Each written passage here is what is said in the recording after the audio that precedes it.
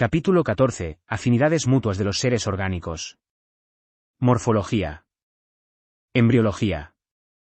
Órganos rudimentarios. En este capítulo los siguientes contenidos. 1. Clasificación, grupos subordinados. Sistema natural. Reglas y dificultades en la clasificación, explicadas en la teoría de la descendencia con modificación. Clasificación de las variedades. La descendencia utilizada siempre en la clasificación. Caracteres analógicos o de adaptación. Afinidad general, compleja y radiante. La extinción separa y define los grupos. 2. Morfología, entre los miembros de una misma clase y entre los órganos del mismo individuo. 3. Embriología, sus leyes explicadas por variaciones que no ocurren en una edad temprana y que son heredadas a la edad correspondiente. 4. Órganos rudimentarios, explicación de su origen. 5. Resumen. Clasificación. Desde el periodo más remoto en la historia del mundo se ha visto que los seres orgánicos se parecen entre sí en grados descendentes, de manera que pueden ser clasificados en grupos subordinados unos a otros. Esta clasificación no es arbitraria, como el agrupar las estrellas en constelaciones. La existencia de grupos habría sido de significación sencilla si un grupo hubiese estado adaptado exclusivamente a vivir en tierra y otro en el agua, uno a alimentarse de carne y otro de materias vegetales, y así sucesivamente, pero el caso es muy diferente, pues es notorio que, muy comúnmente, tienen costumbres diferentes miembros hasta de un mismo subgrupo. En los capítulos 2 y 4, acerca de la variación y de la selección natural, he procurado demostrar que en cada país las especies que más varían son las de vasta distribución, las comunes y difusas, esto es, las especies predominantes que pertenecen a los géneros mayores dentro de cada clase. Las variedades o especies incipientes, producidas de este modo, se convierten, al fin, en especies nuevas y distintas, y éstas, según el principio de la herencia, tienden a producir especies nuevas y dominantes. Por consiguiente, los grupos que actualmente son grandes, y que generalmente comprenden muchas especies predominantes, tienden a continuar aumentando en extensión. Procuré además demostrar que, como los descendientes que varían de cada especie procuran ocupar los más puestos posibles y los más diferentes en la economía de la naturaleza, tienden constantemente a divergir en sus caracteres. Esta última conclusión se apoya en la observación de la gran diversidad de formas que dentro de cualquier pequeña región entran en íntima competencia y en ciertos hechos de naturalización. También he procurado demostrar que en las formas que están aumentando en número y divergiendo en caracteres hay una constante tendencia a suplantar y exterminar a las formas precedentes menos divergentes y perfeccionadas. Ruego al lector que vuelva al cuadro, que ilustra, según antes se explicó, la acción de estos diferentes principios, y verá que el resultado inevitable es que los descendientes modificados, procedentes de un progenitor, queden separados en grupos subordinados a otros grupos. En el cuadro, cada letra de la línea superior puede representar un género que comprende varias especies, y todos los géneros de esta línea superior forman juntos una clase, pues todos descienden de un remoto antepasado y, por consiguiente, han heredado algo en común. Pero los tres géneros de la izquierda tienen, según el mismo principio, mucho de común y forman una subfamilia distinta de la que contiene los dos géneros situados a su derecha, que divergieron partiendo de un antepasado común en el quinto grado genealógico. Estos 5 géneros tienen, pues, mucho de común, aunque menos que los agrupados en subfamilias, y forman una familia distinta de la que comprende los 3 géneros situados todavía más a la derecha, que divergieron en un periodo más antiguo.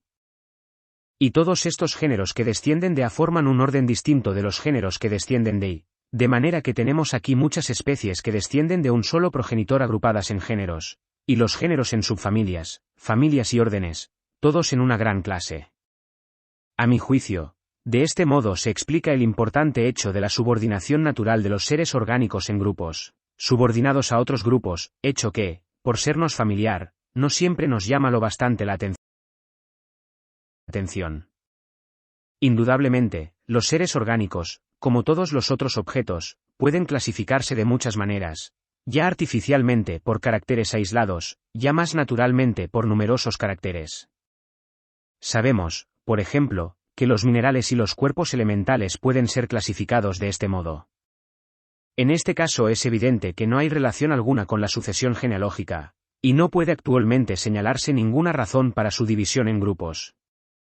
Pero en los seres orgánicos el caso es diferente, y la hipótesis antes dada está de acuerdo con su orden natural en grupos subordinados, y nunca se ha intentado otra explicación.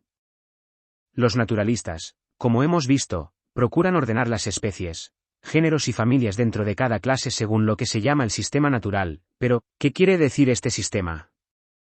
Algunos autores lo consideran simplemente como un sistema para ordenar los seres vivientes que son más parecidos, y para separar los más diferentes, o como un método artificial de enunciar lo más brevemente posible proposiciones generales, esto es, con una sola frase dar los caracteres comunes, por ejemplo, a todos los mamíferos, por otra, los comunes a todos los carnívoros, por otra, los comunes al género de los perros, y entonces, añadiendo una sola frase, dar una descripción completa de cada especie de perro. La ingenuidad y utilidad de este sistema son indiscutibles. Pero muchos naturalistas creen que por sistema natural se entiende algo más, creen que revela el plan del Creador, pero, a menos que se especifique si por el plan del Creador se entiende el orden en el tiempo o en el espacio, o ambas cosas, o que otra cosa se entiende, me parece que así no se añade nada a nuestro conocimiento. Expresiones tales como la famosa de Linneo, con la que frecuentemente nos encontramos en una forma más o menos velada, o sea que los caracteres no hacen el género, sino que el género da los caracteres, parecen implicar que en nuestras clasificaciones hay un lazo más profundo que la simple semejanza. Creo yo que así es, y que la comunidad de descendencia, única causa conocida de estrecha semejanza en los seres orgánicos, es el lazo que, si bien observado en diferentes grados de modificación, nos revelan, en parte, nuestras clasificaciones. Consideremos ahora las reglas que se siguen en la clasificación y las dificultades que se encuentran, dentro de la suposición de que la clasificación, o bien da algún plan desconocido de creación, o bien es simplemente un sistema para enunciar proposiciones generales y para reunir las formas más semejantes. Podía haberse creído, y antiguamente se creyó, que aquellas partes de la conformación que determinan las costumbres y el lugar general de cada ser en la economía, de la naturaleza habría de tener suma importancia en la clasificación. Nada puede haber más falso. Nadie considera como de importancia la semejanza externa entre un ratón y una musaraña, entre un dugong y una ballena, o entre una ballena y un pez. Estas semejanzas, aunque tan íntimamente unidas a toda la vida del ser, se consideran como simples caracteres de adaptación y de analogía, pero ya insistiremos sobre la consideración de estas semejanzas. Se puede incluso dar como regla general que cualquier parte de la organización, cuanto menos se relacione con costumbres especiales, tanto más importante es para la clasificación. Por ejemplo, Owen, al hablar del dugong, dice, los órganos de la generación, por ser los que están más remotamente relacionados con las costumbres y alimentos de un animal, he considerado siempre que proporcionan indicaciones clarísimas sobre sus verdaderas afinidades. En las modificaciones de estos órganos estamos menos expuestos a confundir un carácter simplemente de adaptación con un carácter esencial. Qué notable es que, en las plantas, los órganos vegetativos, de los que su nutrición y vida dependen, sean de poca significación, mientras que los órganos de reproducción, con su producto, la semilla y embrión, sean de suma importancia. De igual modo también, al discutir anteriormente ciertos caracteres morfológicos que no tienen importancia funcional, hemos visto que, con frecuencia, son de gran utilidad en la clasificación. Depende esto de su constancia en muchos grupos afines, y su constancia depende principalmente de que las variaciones ligeras no han sido conservadas y acumuladas por la selección natural, que obra solo sobre caracteres útiles. El que la importancia meramente fisiológica de un órgano no determina su valor para la clasificación está casi probado por el hecho de que en grupos afines, en los cuales el mismo órgano, según fundadamente suponemos, tiene casi el mismo valor fisiológico, es muy diferente en valor para la clasificación. Ningún naturalista puede haber trabajado mucho tiempo en un grupo sin haber sido impresionado por este hecho, reconocido plenamente en los escritos de casi todos los autores. Bastará citar una gran autoridad, Robert Brown, quien, al hablar de ciertos órganos en las proteáceas, dice que su importancia genérica, como la de todas sus partes,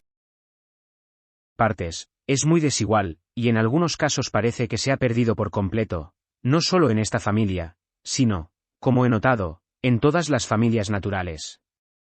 Además, en otra obra dice que los géneros de las connaráceas difieren en que tienen uno o más ovarios, en la existencia o falta de albumen, en la estivación imbricada o valvar. Cualquiera de estos caracteres, separadamente, es, con frecuencia, de importancia más que genérica.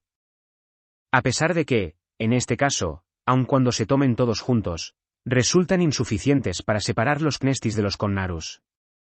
Para citar un ejemplo de insectos, en una de las grandes divisiones de los himenópteros, las antenas, como ha hecho observar Westwood, son de conformación sumamente constante. En otra división, difieren mucho y las diferencias son de valor completamente secundario para la clasificación. Sin embargo, nadie dirá que las antenas, en estas dos divisiones del mismo orden, son de importancia fisiológica desigual. Podría citarse un número grandísimo de ejemplos de la importancia variable, para la clasificación, de un mismo órgano importante dentro del mismo grupo de seres. Además, nadie dirá que los órganos rudimentarios o atrofiados sean de gran importancia fisiológica o vital, y, sin embargo, indudablemente, órganos en este estado son con frecuencia de mucho valor para la clasificación.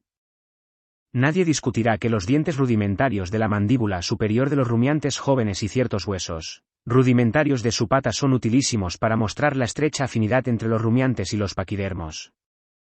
Robert Brown ha insistido sobre el hecho de que la posición de las florecillas rudimentarias es de suma importancia en la clasificación de las gramíneas.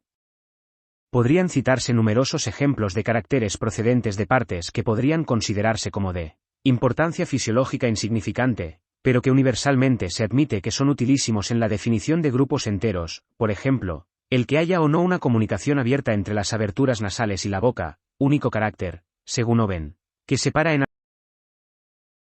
absoluto los peces y los reptiles, la inflexión del ángulo de la mandíbula inferior en los marsupiales, el modo como están plegadas las alas de los insectos, el solo color en ciertas algas, la simple pubescencia en partes de la flor en las gramíneas, la naturaleza de la envoltura cutánea, como el pelo y las plumas, en los vertebrados. Si el Ornithorhynchus hubiese estado cubierto de plumas en vez de estarlo de pelos, este carácter externo e insignificante habría sido considerado por los naturalistas como un auxilio importante para determinar el grado de afinidad de este extraño ser con las aves. La importancia, para la clasificación, de los caracteres insignificantes depende de que son correlativos de otros muchos caracteres de mayor o menor importancia. En efecto, es evidente el valor de un conjunto de caracteres en historia natural. Por consiguiente, como se ha hecho observar muchas veces, una especie puede separarse de sus afines por diversos caracteres, tanto de gran importancia fisiológica como de constancia casi general, y no dejarnos, sin embargo, duda alguna de cómo tiene que ser clasificada. De aquí también que se haya visto que una clasificación fundada en un solo carácter, por importante que sea, ha fracasado siempre, pues ninguna parte de la organización es de constancia absoluta. La importancia de un conjunto de caracteres, aun cuando ninguno sea importante, explica por sí sola el aforismo enunciado por Linneo de que los caracteres no dan el género, sino que el género da los caracteres, pues este parece fundado en la apreciación de detalles de semejanza demasiado ligeros para ser definidos. Ciertas plantas pertenecientes a las malpigiáceas llevan flores perfectas y flores atrofiadas. En estas últimas, como ha hecho observar a de Jussieu, desaparecen la mayor parte de los caracteres propios de la especie, del género, de la familia, de la clase, y de este modo se burlan de nuestra clasificación. Cuando la Spicarpa produjo en Francia, durante varios años, solamente estas flores degeneradas que se apartan asombrosamente del tipo propio del orden en muchos de los puntos más importantes de conformación, Messier Richard, no obstante, vio sagazmente, como observa Jussieu, que este género tenía que seguir siendo conservado entre las malpigiáceas. Este caso es un buen ejemplo del espíritu de nuestras clasificaciones. Prácticamente, cuando los naturalistas están en su trabajo, no se preocupan del valor fisiológico de los caracteres que utilizan al definir un grupo o al señalar una especie determinada.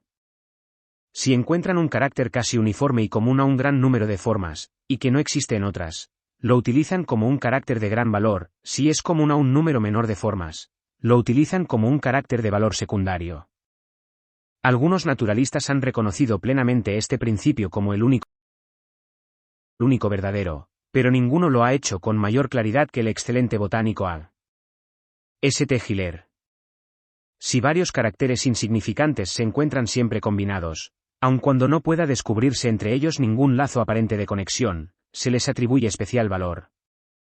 Como en la mayor parte de los grupos de animales, órganos importantes, tales como los de propulsión de la sangre, los de la aireación de esta o los de propagación de la especie, se ve que son casi uniformes. Son considerados como utilísimos para la clasificación, pero en algunos grupos se observa que todos estos, los órganos vitales más importantes, ofrecen caracteres de valor completamente secundario. Así, según recientemente ha hecho observar Fritz Müller, en el mismo grupo de crustáceos, Cypridina está provisto de corazón, mientras que en géneros sumamente afines, Saipris y Secerie, no existe este órgano. Una especie de Cypridina tiene branquias bien desarrolladas, mientras que otra está desprovista de ellas. Podemos comprender por qué los caracteres procedentes del embrión hayan de ser de igual importancia que los procedentes del adulto, pues una clasificación natural comprende evidentemente todas las edades, pero dentro de la teoría ordinaria no está en modo alguno claro que la estructura del embrión tenga que ser más importante para este fin que la del adulto, que desempeña sola su papel completo en la economía de la naturaleza. Sin embargo, los grandes naturalistas Milne Edwards y Agassiz han insistido en que los caracteres embriológicos son los más importantes de todos, y esta doctrina ha sido admitida casi universalmente como verdadera. Sin embargo, ha sido a veces exagerada, debido a que no han sido excluidos los caracteres de adaptación de las larvas, para demostrar lo cual, Fritz Müller ordenó, mediante estos caracteres solos, la gran clase de los crustáceos, y esta manera de ordenarlos no resultó ser natural. Pero es indudable que los caracteres embrionarios, excluyendo los caracteres larvarios, son de sumo valor para la clasificación, no solo en los animales, sino también en las plantas.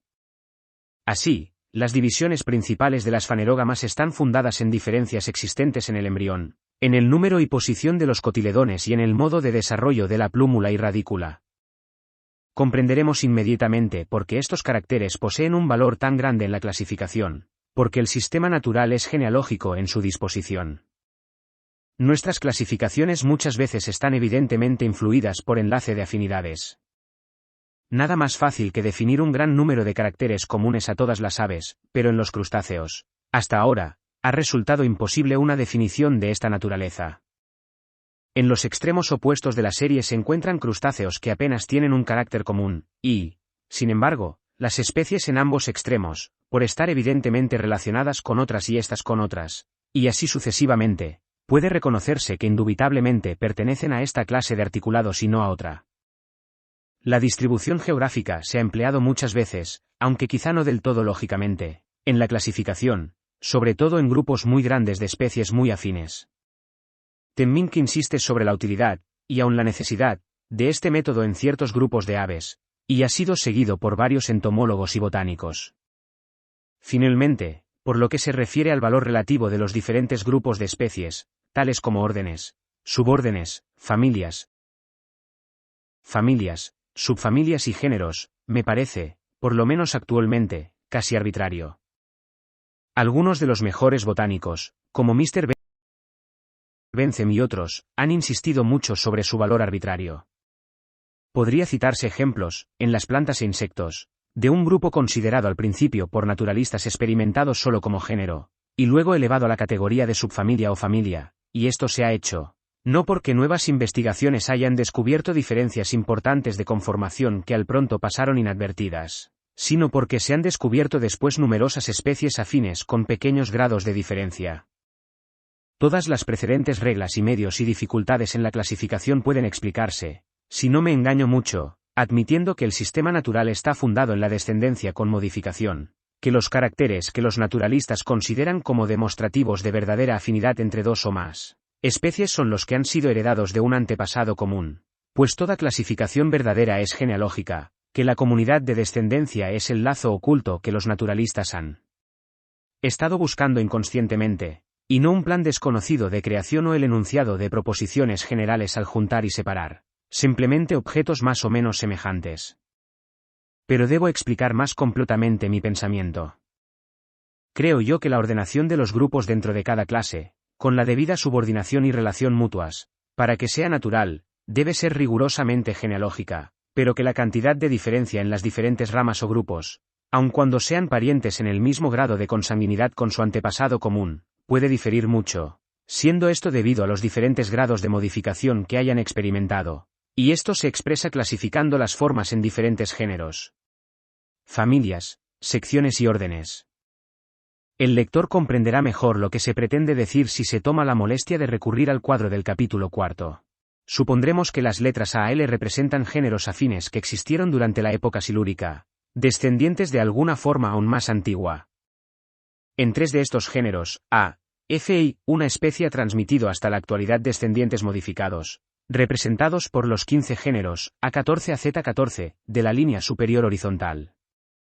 Ahora bien, todos estos descendientes modificados de una sola especie están relacionados en igual grado por la sangre o descendencia. Metafóricamente, pueden todos ser llamados primos en el mismo millonésimo grado, y, sin embargo, se diferencian mucho y en diferente medida unos de otros. Las formas descendientes de A, separadas ahora en 2 o 3 familias, constituyen un orden distinto de los descendientes de I, divididas también en 2 familias. Tampoco las especies vivientes que descienden de A pueden ser clasificadas en el mismo género que el antepasado A, ni las descendientes de I en el mismo género que su antepasado I. Pero el género viviente F14 puede suponerse que se ha modificado muy poco, y entonces se clasificará en un género con su antepasado F, del mismo modo que un corto número de organismos todavía vivientes pertenecen a géneros silúricos. De manera que ha llegado a ser muy diverso el valor relativo de las diferencias entre estos seres orgánicos, que están todos mutuamente relacionados por el mismo grado de consanguinidad. Sin embargo, su ordenación genealógica permanece rigurosamente exacta, no solo en la actualidad, sino en todos los periodos genealógicos sucesivos. Todos los descendientes de habrán heredado algo en común de su común antepasado, lo mismo que todos los descendientes de I. Lo mismo ocurrirá en cada rama secundaria de descendientes y en cada periodo sucesivo. Sin embargo, si suponemos que un descendiente de A o de I se ha llegado a modificar tanto que ha perdido todas las huellas de su parentesco, en este caso se habrá perdido su lugar en el sistema natural, como parece haber ocurrido con algunos organismos vivientes. Todos los descendientes del género F en la totalidad de su línea de descendencia se supone que se han modificado muy poco y que forman un solo género, pero este género, aunque muy aislado, ocupará todavía su propia posición intermedia. La representación de los grupos, tal como se da en el cuadro, sobre una superficie plana es demasiado simple. Las ramas tendrían que haber divergido en todas direcciones. Si los nombres de los grupos hubiesen sido escritos simplemente en serie lineal, la representación habría sido todavía menos natural, y evidentemente es imposible representar en una serie o en una superficie plana las afinidades que descubrimos en la naturaleza entre los seres del mismo grupo. Así, pues, el sistema natural es genealógico en su ordenación, como un árbol genealógico, pero la cantidad de modificación que han experimentado los diferentes grupos no pueden expresarse, distribuyéndolos en los que se llaman géneros, subfamilias, familias, secciones, órdenes y clases. Valdría la pena de explicar este modo de considerar esta clasificación tomando el caso de las lenguas. Si poseyésemos una genealogía perfecta de la humanidad, el árbol genealógico de las razas humanas nos daría la mejor clasificación de las diferentes lenguas que hoy se hablan en todo el mundo, y si hubiesen de incluirse todas las lenguas muertas y todos los dialectos intermedios que lentamente cambian, este ordenamiento sería el único posible. Sin embargo, podría ser que algunas lenguas antiguas se hubiesen alterado muy poco y hubiesen dado origen a un corto número de lenguas vivas, mientras que otras se hubiesen alterado mucho, debido a la difusión, aislamiento y grado de civilización de las diferentes razas codescendientes, y de este modo hubiesen dado origen a muchos nuevos dialectos y lenguas. Los diversos grados de diferencia entre las lenguas de un mismo tronco tendrían que expresarse mediante grupos, subordinados a otros grupos, pero la distribución propia, y aun la única posible, sería siempre la genealógica, y esta sería rigurosamente natural, porque enlazaría todas las lenguas vivas y muertas mediante sus mayores afinidades y daría la filiación y origen de cada lengua. En confirmación de esta opinión echamos una ojeada a la clasificación de las variedades que se sabe o se cree que descienden de una sola especie. Las variedades se agrupan dentro de las especies y las subvariedades dentro de las variedades, y en algunos casos, como en el de la paloma doméstica, en otros varios grados de diferencia. Al clasificar las especies, se siguen casi las mismas reglas. Los autores han insistido acerca de la necesidad de agrupar las variedades según un sistema natural. En lugar de hacerlo según un sistema artificial, estamos prevenidos, por ejemplo, para no clasificar juntas dos variedades de ananáes, simplemente porque su fruto, a pesar de ser la parte más importante, ocurra que sea casi idéntico. Nadie coloca juntos el colinabo y el nabo de Suecia, aun cuando sus raíces gruesas y comestibles sean tan parecidas.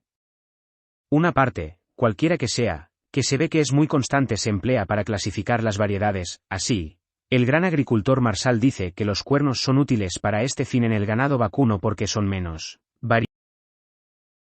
variables que la forma o el color del cuerpo, etc., mientras que en los carneros los cuernos son menos útiles para este objeto, por ser menos constantes.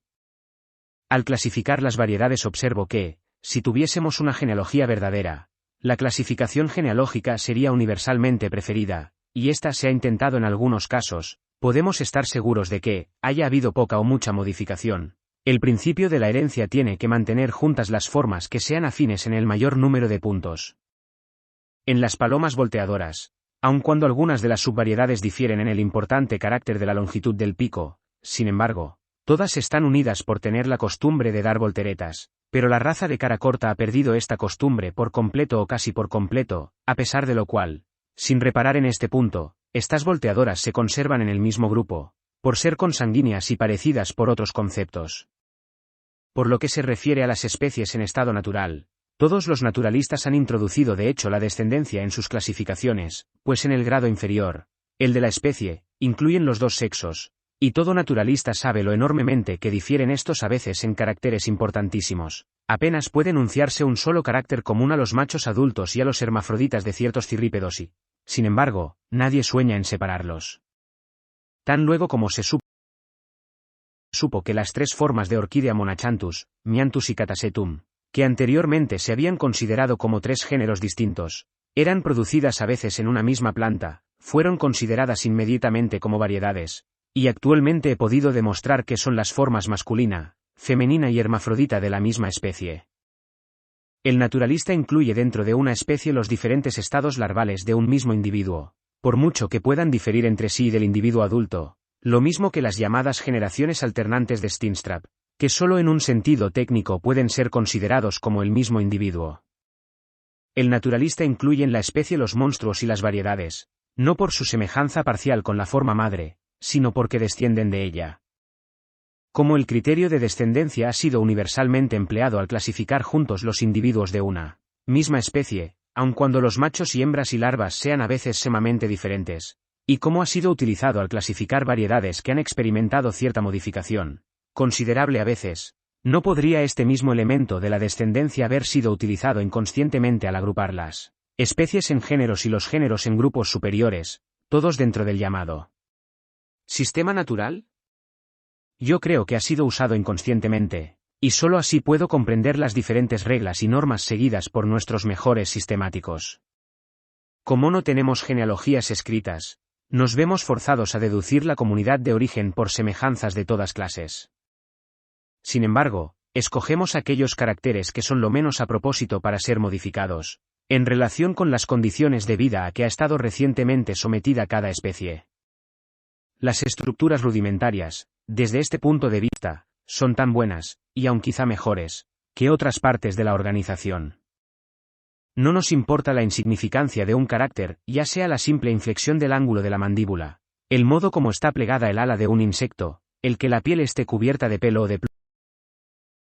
pluma, si éste subsiste en muchas y diferentes especies, sobre todo en las que tienen costumbres muy diferentes, adquiere un gran valor, pues solo por herencia de un antepasado común podemos explicar su presencia en tantas formas con costumbres tan diferentes. En este respecto podemos equivocarnos por lo que se refiere a puntos determinados de conformación, pero cuando varios caracteres, aunque sean insignificantes, concurren en todo un grupo grande de seres que tienen diferentes costumbres, podemos estar casi seguros, según la teoría de la descendencia, que estos caracteres han sido heredados de un antepasado común. Y sabemos que estos conjuntos de caracteres tienen especial valor en la clasificación. Podemos comprender por qué una especie, o un grupo de especies, puede separarse de sus afines en algunas de sus características más importantes, y, sin embargo, puede clasificarse con seguridad junto con ellas. Esto puede hacerse con seguridad, y muchas veces se hace, mientras un número suficiente de caracteres, por poco importantes que sean, revela el oculto lazo de comunidad de origen. Supongamos dos formas que no tienen un solo carácter común, sin embargo, si estas formas extremas están unidas por una cadena de grupos intermedios, podemos deducir enseguida su comunidad de origen y colocarlas todas en una misma clase. ¿Cómo encontramos que los órganos de gran importancia fisiológica, los que sirven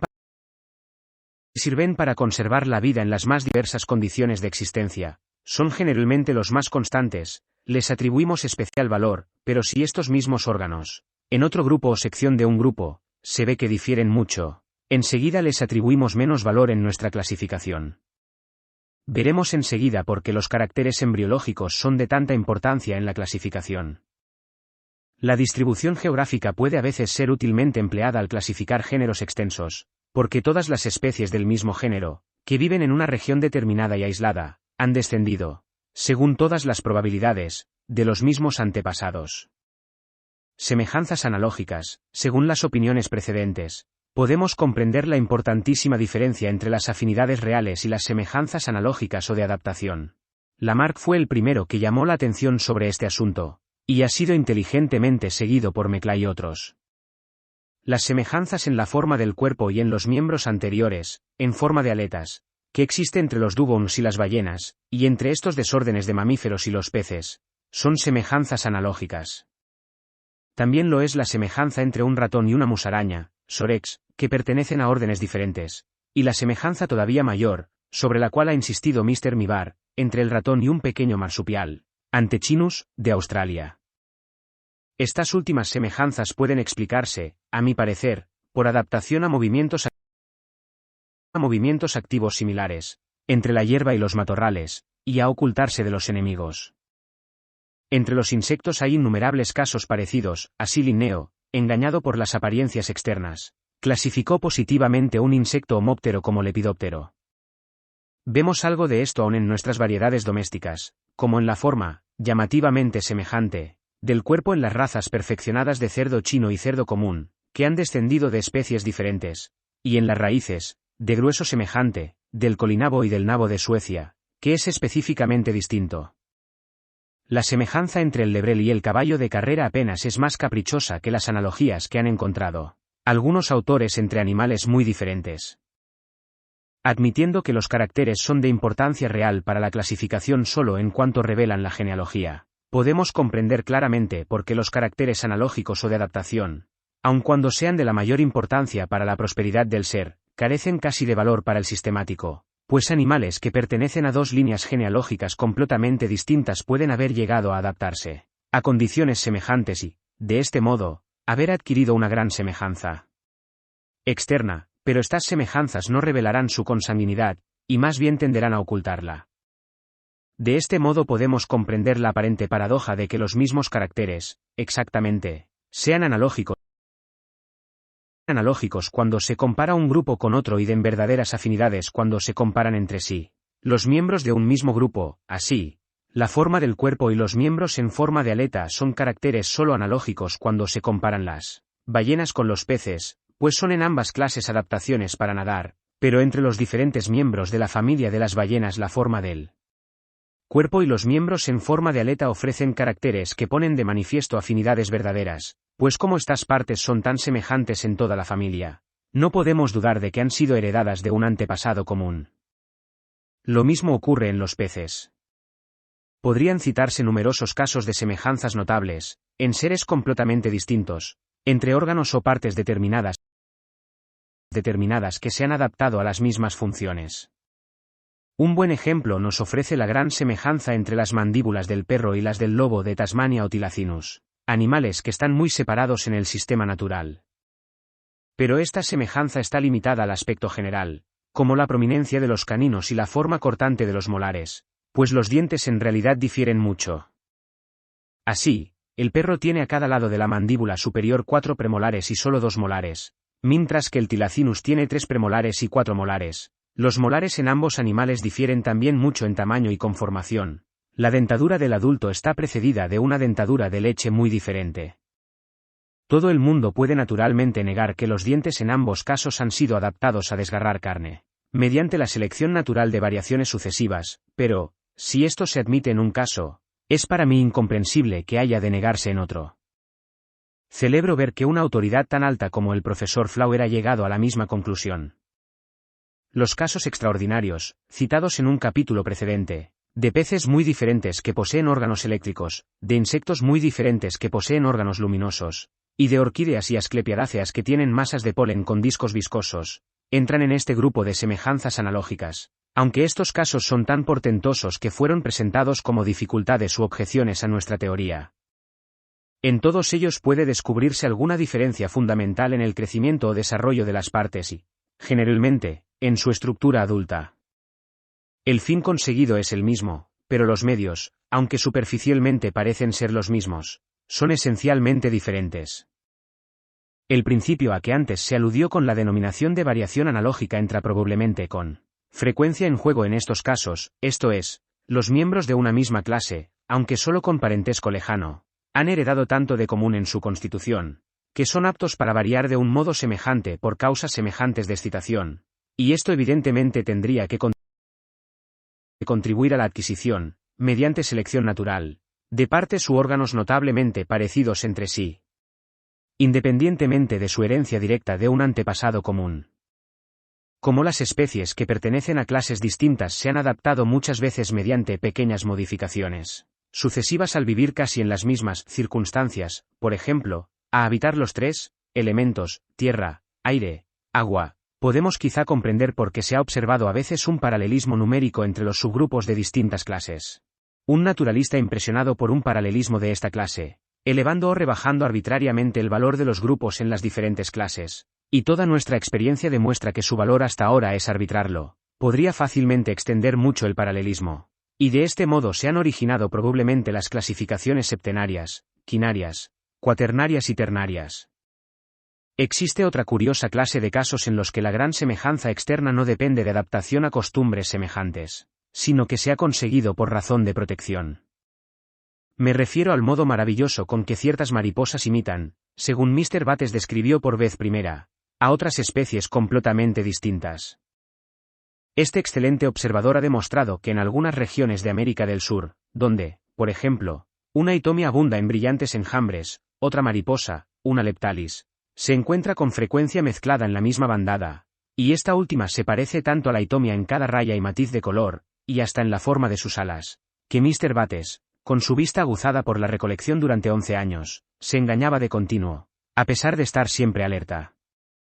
Cuando se coge y se compara a los imitadores y los imitados, se encuentra que son muy diferentes en su conformación esencial y que pertenecen, no solo a géneros distintos, sino con frecuencia a distintas familias. Si este mimetismo ocurriese solo en uno o dos casos, podría haber sido pasado por alto como una coincidencia extraña. Pero si salimos de una región donde una leptalis imita a una itomia, podemos encontrar otras especies imitadoras e imitadas, pertenecientes a los dos mismos géneros, cuya semejanza es igualmente estrecha. En conjunto se han enumerado nada menos que 10 géneros que comprenden especies que imitan a otras mariposas. Los imitadores y los imitados viven siempre en la misma región, nunca encontramos un imitador que viva lejos de la forma que imita.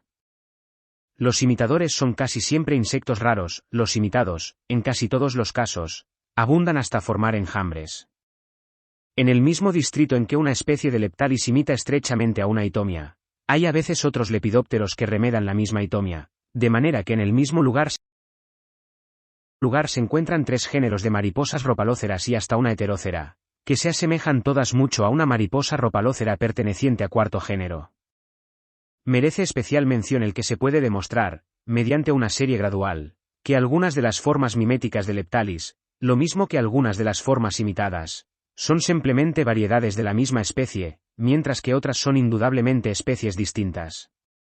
Pero puede preguntarse, ¿por qué ciertas formas son consideradas como imitadoras y otras como imitadas?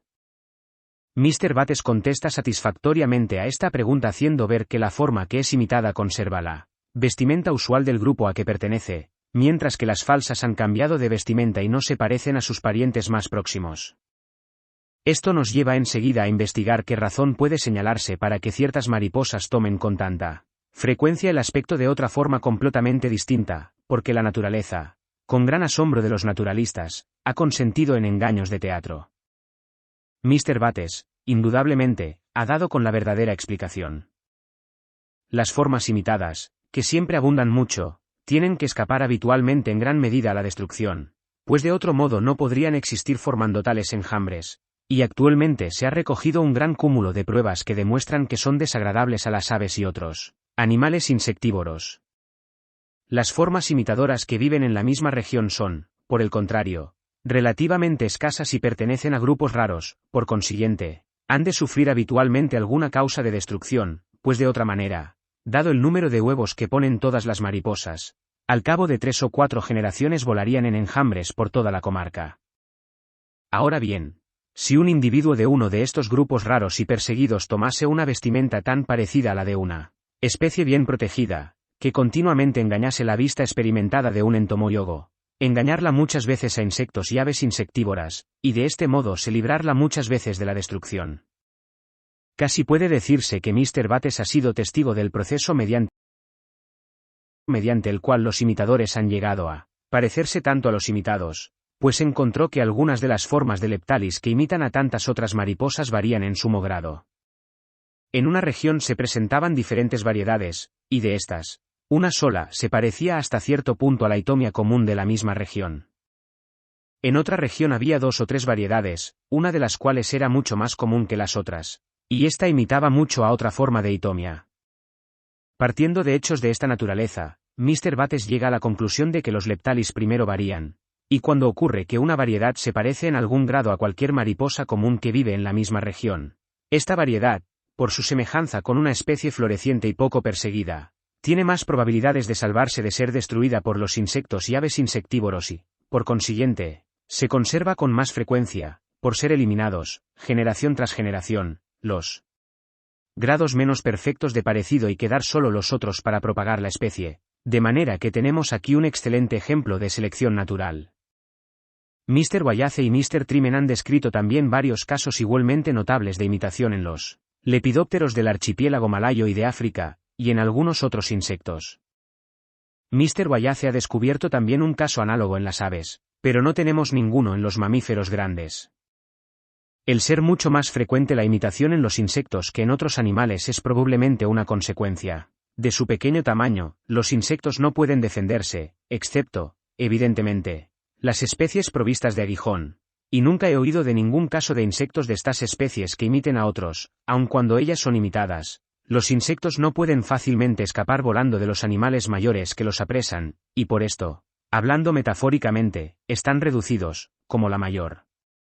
parte de los seres débiles, al engaño y disimulo. Hay que observar que el proceso de imitación probablemente nunca empieza entre formas de color muy diferentes, sino que, iniciándose en especies ya algo parecidas, fácilmente se puede conseguir, por los medios antes indicados, la semejanza más estrecha, si es beneficiosa, y si la forma imitada se modificó después gradualmente por alguna causa, la forma imitadora sería llevada por el mismo camino y modificada de este modo casi indefinidamente, de manera que pudo con facilidad adquirir un aspecto o colorido por completo diferente del de los otros miembros de la familia a que pertenece. Sobre este punto existe, sin embargo, cierta dificultad, pues es necesario suponer que, en algunos casos, formas antiguas pertenecientes a varios grupos distintos, antes de haber divergido hasta su estado actual, se parecían accidentalmente a una forma de otro grupo protegido, en grado suficiente para que les proporcionase alguna ligera protección, habiendo dado esto base para adquirir después la más perfecta semejanza. Naturaleza de las afinidades que unen los seres orgánicos. Como los descendientes modificados de las especies dominantes que pertenecen a los géneros mayores tienden a heredar las ventajas que hicieron grandes a los grupos a que ellas pertenecen y que hicieron predominantes a sus antepasados, es casi seguro que se extenderán mucho y que ocuparán cada vez más puestos en la economía de la naturaleza. Los grupos mayores y predominantes dentro de cada clase tienden de este modo a continuar aumentando la extensión y, en consecuencia, suplantan a muchos grupos más pequeños y más débiles. Así podemos explicar el hecho de que todos los organismos vivientes y extinguidos están comprendidos en un corto número de grandes órdenes y en un número menor de clases. Como demostración de lo pequeño que es el número de grupos y de lo muy extendidos que están por todo el mundo, es notable el hecho de que el descubrimiento de Australia no ha añadido un solo insecto que pertenezca a una nueva clase, y en el reino vegetal, según veo por el Dr. Ocker, ha añadido solo 2 o 3 familias de poca extensión. En el capítulo sobre la sucesión geológica procuré explicar, según la teoría de que en cada grupo ha habido mucha divergencia de caracteres durante el largo proceso de modificación, porque las formas orgánicas más antiguas presentan con frecuencia caracteres en algún modo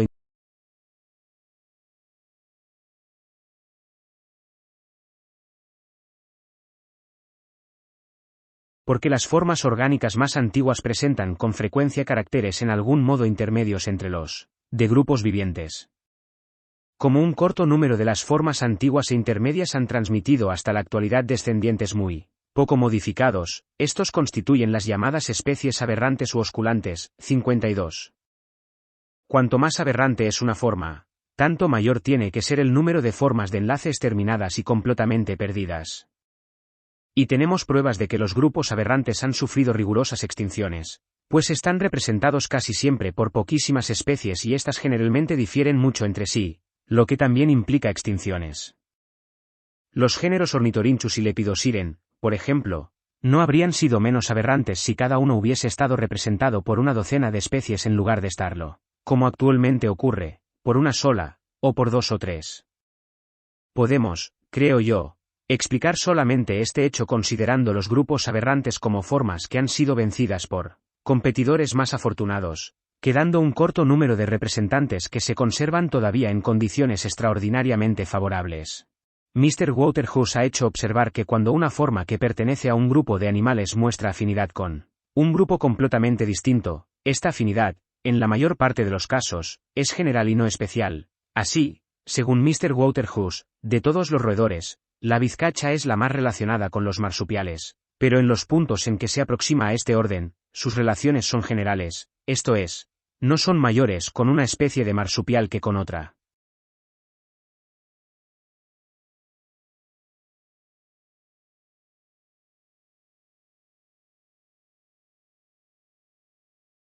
Se cree que estos puntos de afinidad son reales y no meramente adaptativos, tienen que deberse, de acuerdo con nuestra teoría, a herencia de un antepasado común.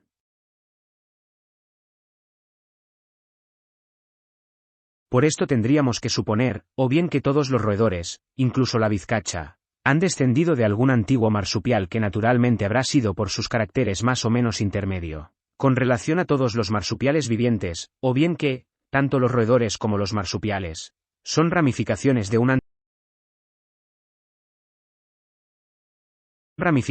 un antepasado común, y que ambos grupos han experimentado después mucha modificación en direcciones divergentes.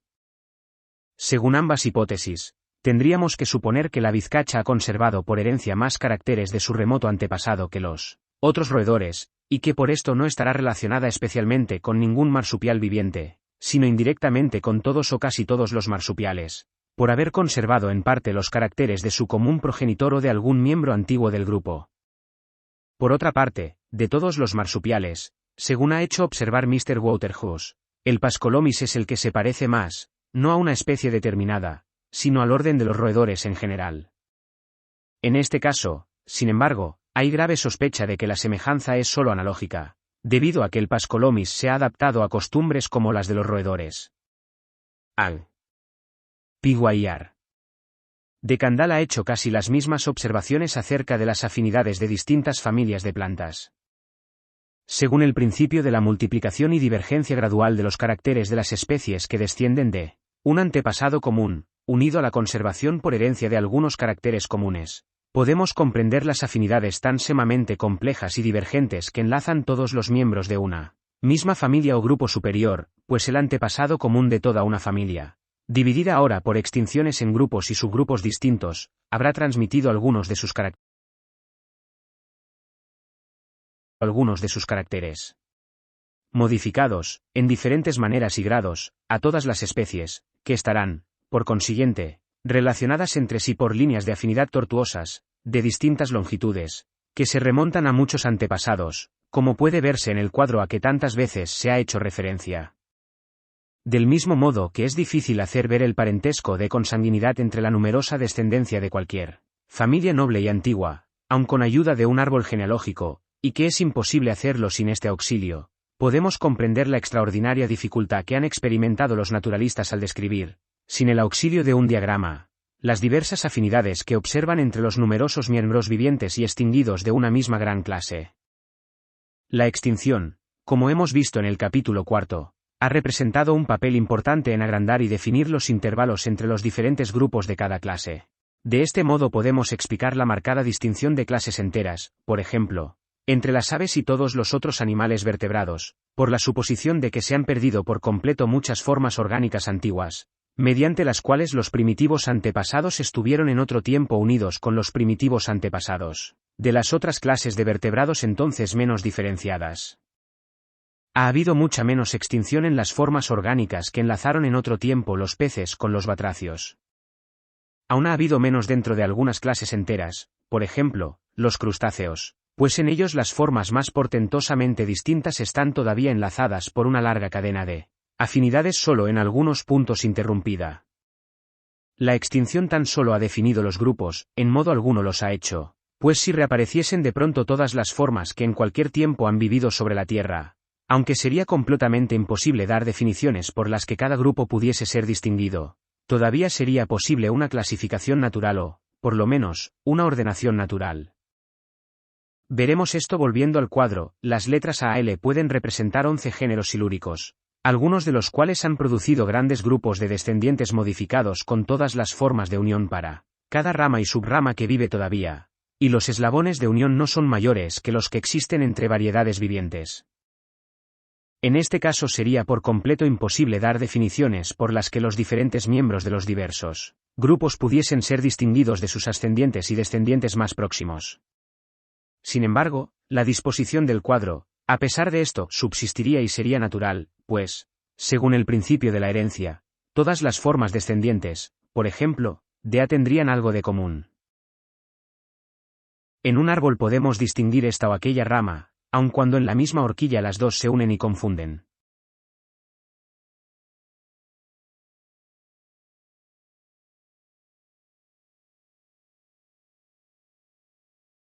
No podríamos, como he dicho, definir los diversos grupos, pero podríamos elegir tipos o formas que representasen la mayor parte de los caracteres de cada grupo, grande o pequeño, y dar así una idea general del valor de las diferencias entre ellos. Esto es a lo que nos veríamos obligados, si pudiésemos conseguir alguna vez recoger todas las formas de alguna clase que han vivido en todo tiempo y lugar. Seguramente jamás conseguiremos hacer una colección tan perfecta, sin embargo, en ciertas clases tendemos a este fin, y Min Edwards ha insistido recientemente, en un excelente trabajo, sobre la gran importancia de fijar la atención en los tipos, podamos o no separar y definir los grupos a que estos tipos pertenecen. Finalmente, hemos visto que la selección natural que resulta de la lucha por la existencia, y que casi inevitablemente conduce a la extinción y a la divergencia de caracteres en los descendientes de cualquier especie madre, explica el gran rasgo característico general de las afinidades de todos los seres orgánicos, o sea la subordinación de unos grupos a otros. Utilizamos el principio genealógico o de descendencia al clasificar en una sola especie los individuos de los dos sexos y los de todas las edades, aun cuando pueden tener muy pocos caracteres comunes. Usamos la genealogía al clasificar variedades reconocidas, por muy diferentes que sean de sus especies madres, y yo creo que este principio genealógico o de descendencia es el oculto lazo de unión que los naturalistas han buscado con el nombre de sistema natural. Con esta idea de que el sistema natural, en la medida en que ha sido realizado, es genealógico por su disposición, expresando los grados de diferencia por los términos géneros, familias, órdenes, etc., podemos comprender las reglas que nos hemos visto obligados a seguir en nuestra clasificación. Podemos comprender por qué damos a ciertas semejanzas mucho más valor que a otras, por qué utilizamos los órganos rudimentarios e inútiles, u otros de importancia fisiológica insignificante, porque al averiguar las relaciones entre un grupo y otro rechazamos inmediatamente los caracteres analógicos, o de adaptación, y, sin embargo, utilizamos estos mismos caracteres dentro de los límites de un mismo grupo.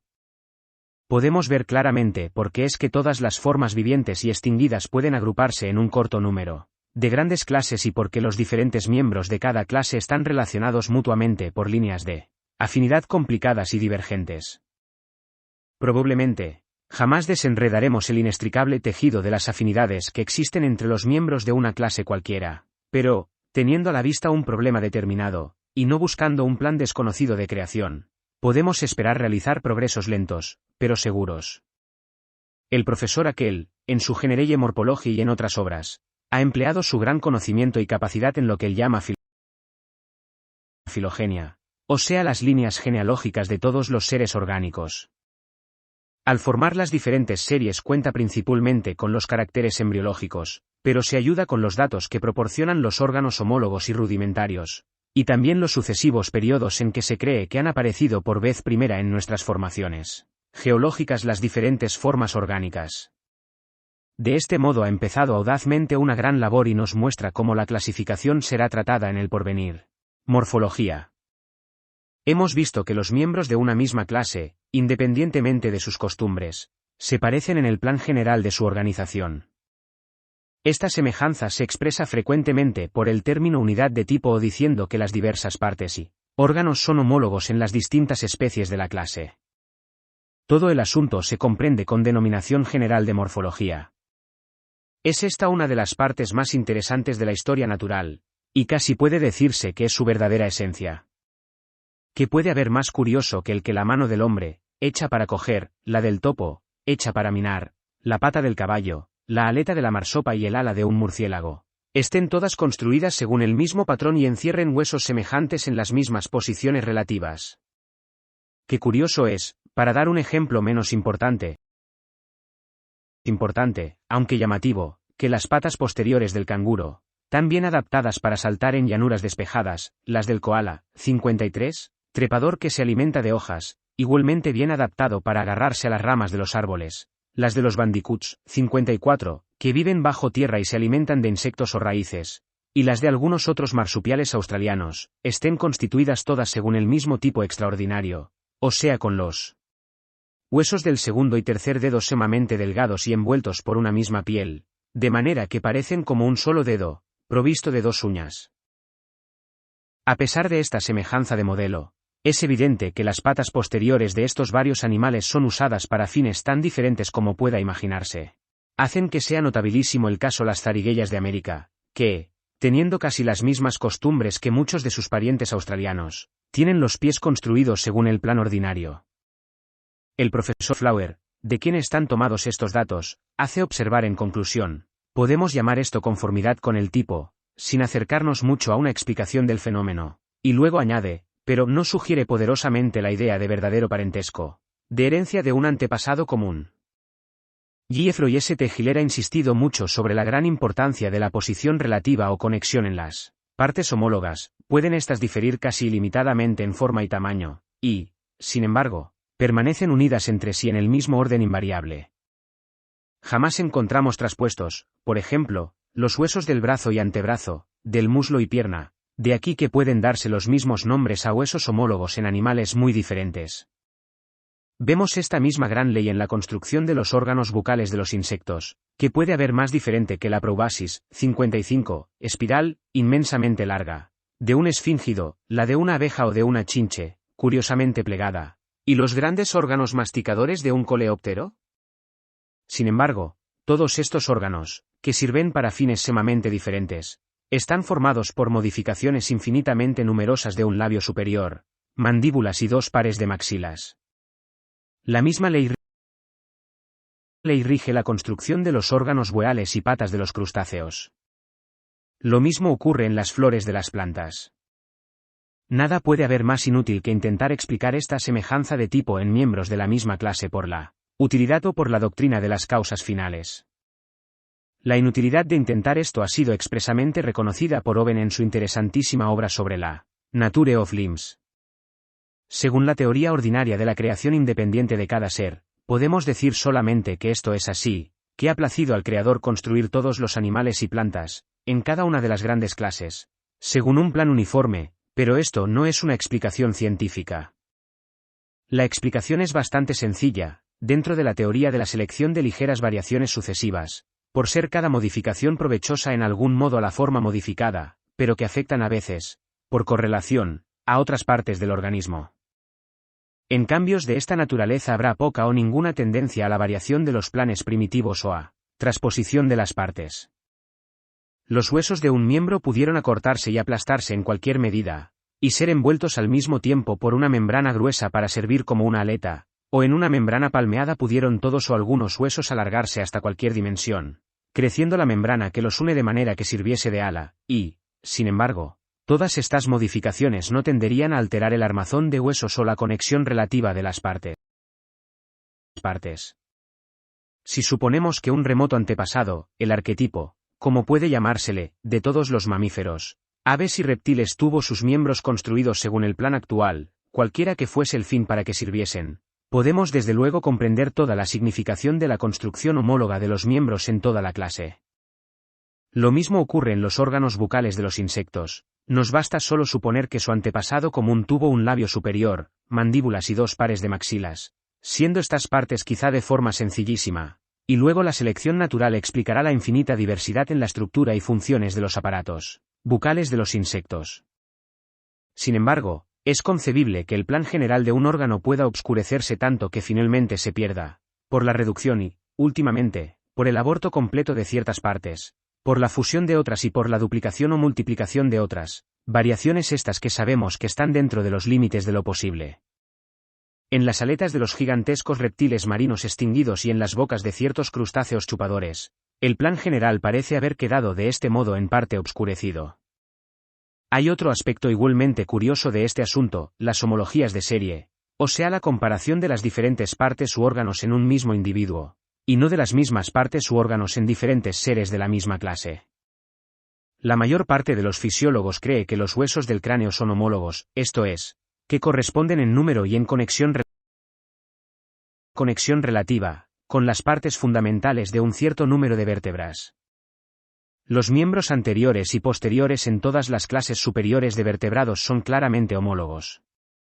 Lo mismo ocurre con los apéndices bucales, asombrosamente complicados, y las patas de los crustáceos. Es conocido de casi todo el mundo que, en una flor, la posición relativa de los sépalos, pétalos, estambres y pistilos, lo mismo que su estructura íntima, se explican dentro de la teoría de que consisten en hojas metamorfoseadas, dispuestas en espiral. En las plantas monstruosas, muchas veces adquirimos pruebas evidentes de la posibilidad de que un órgano se transforme en otro, y podemos ver realmente, durante los estados tempranos o embrionarios de desarrollo de las flores, lo mismo que en crustáceos y en otros muchos animales, que órganos que cuando llegan a su estado definitivo son sumamente diferentes, son al principio exactamente iguales.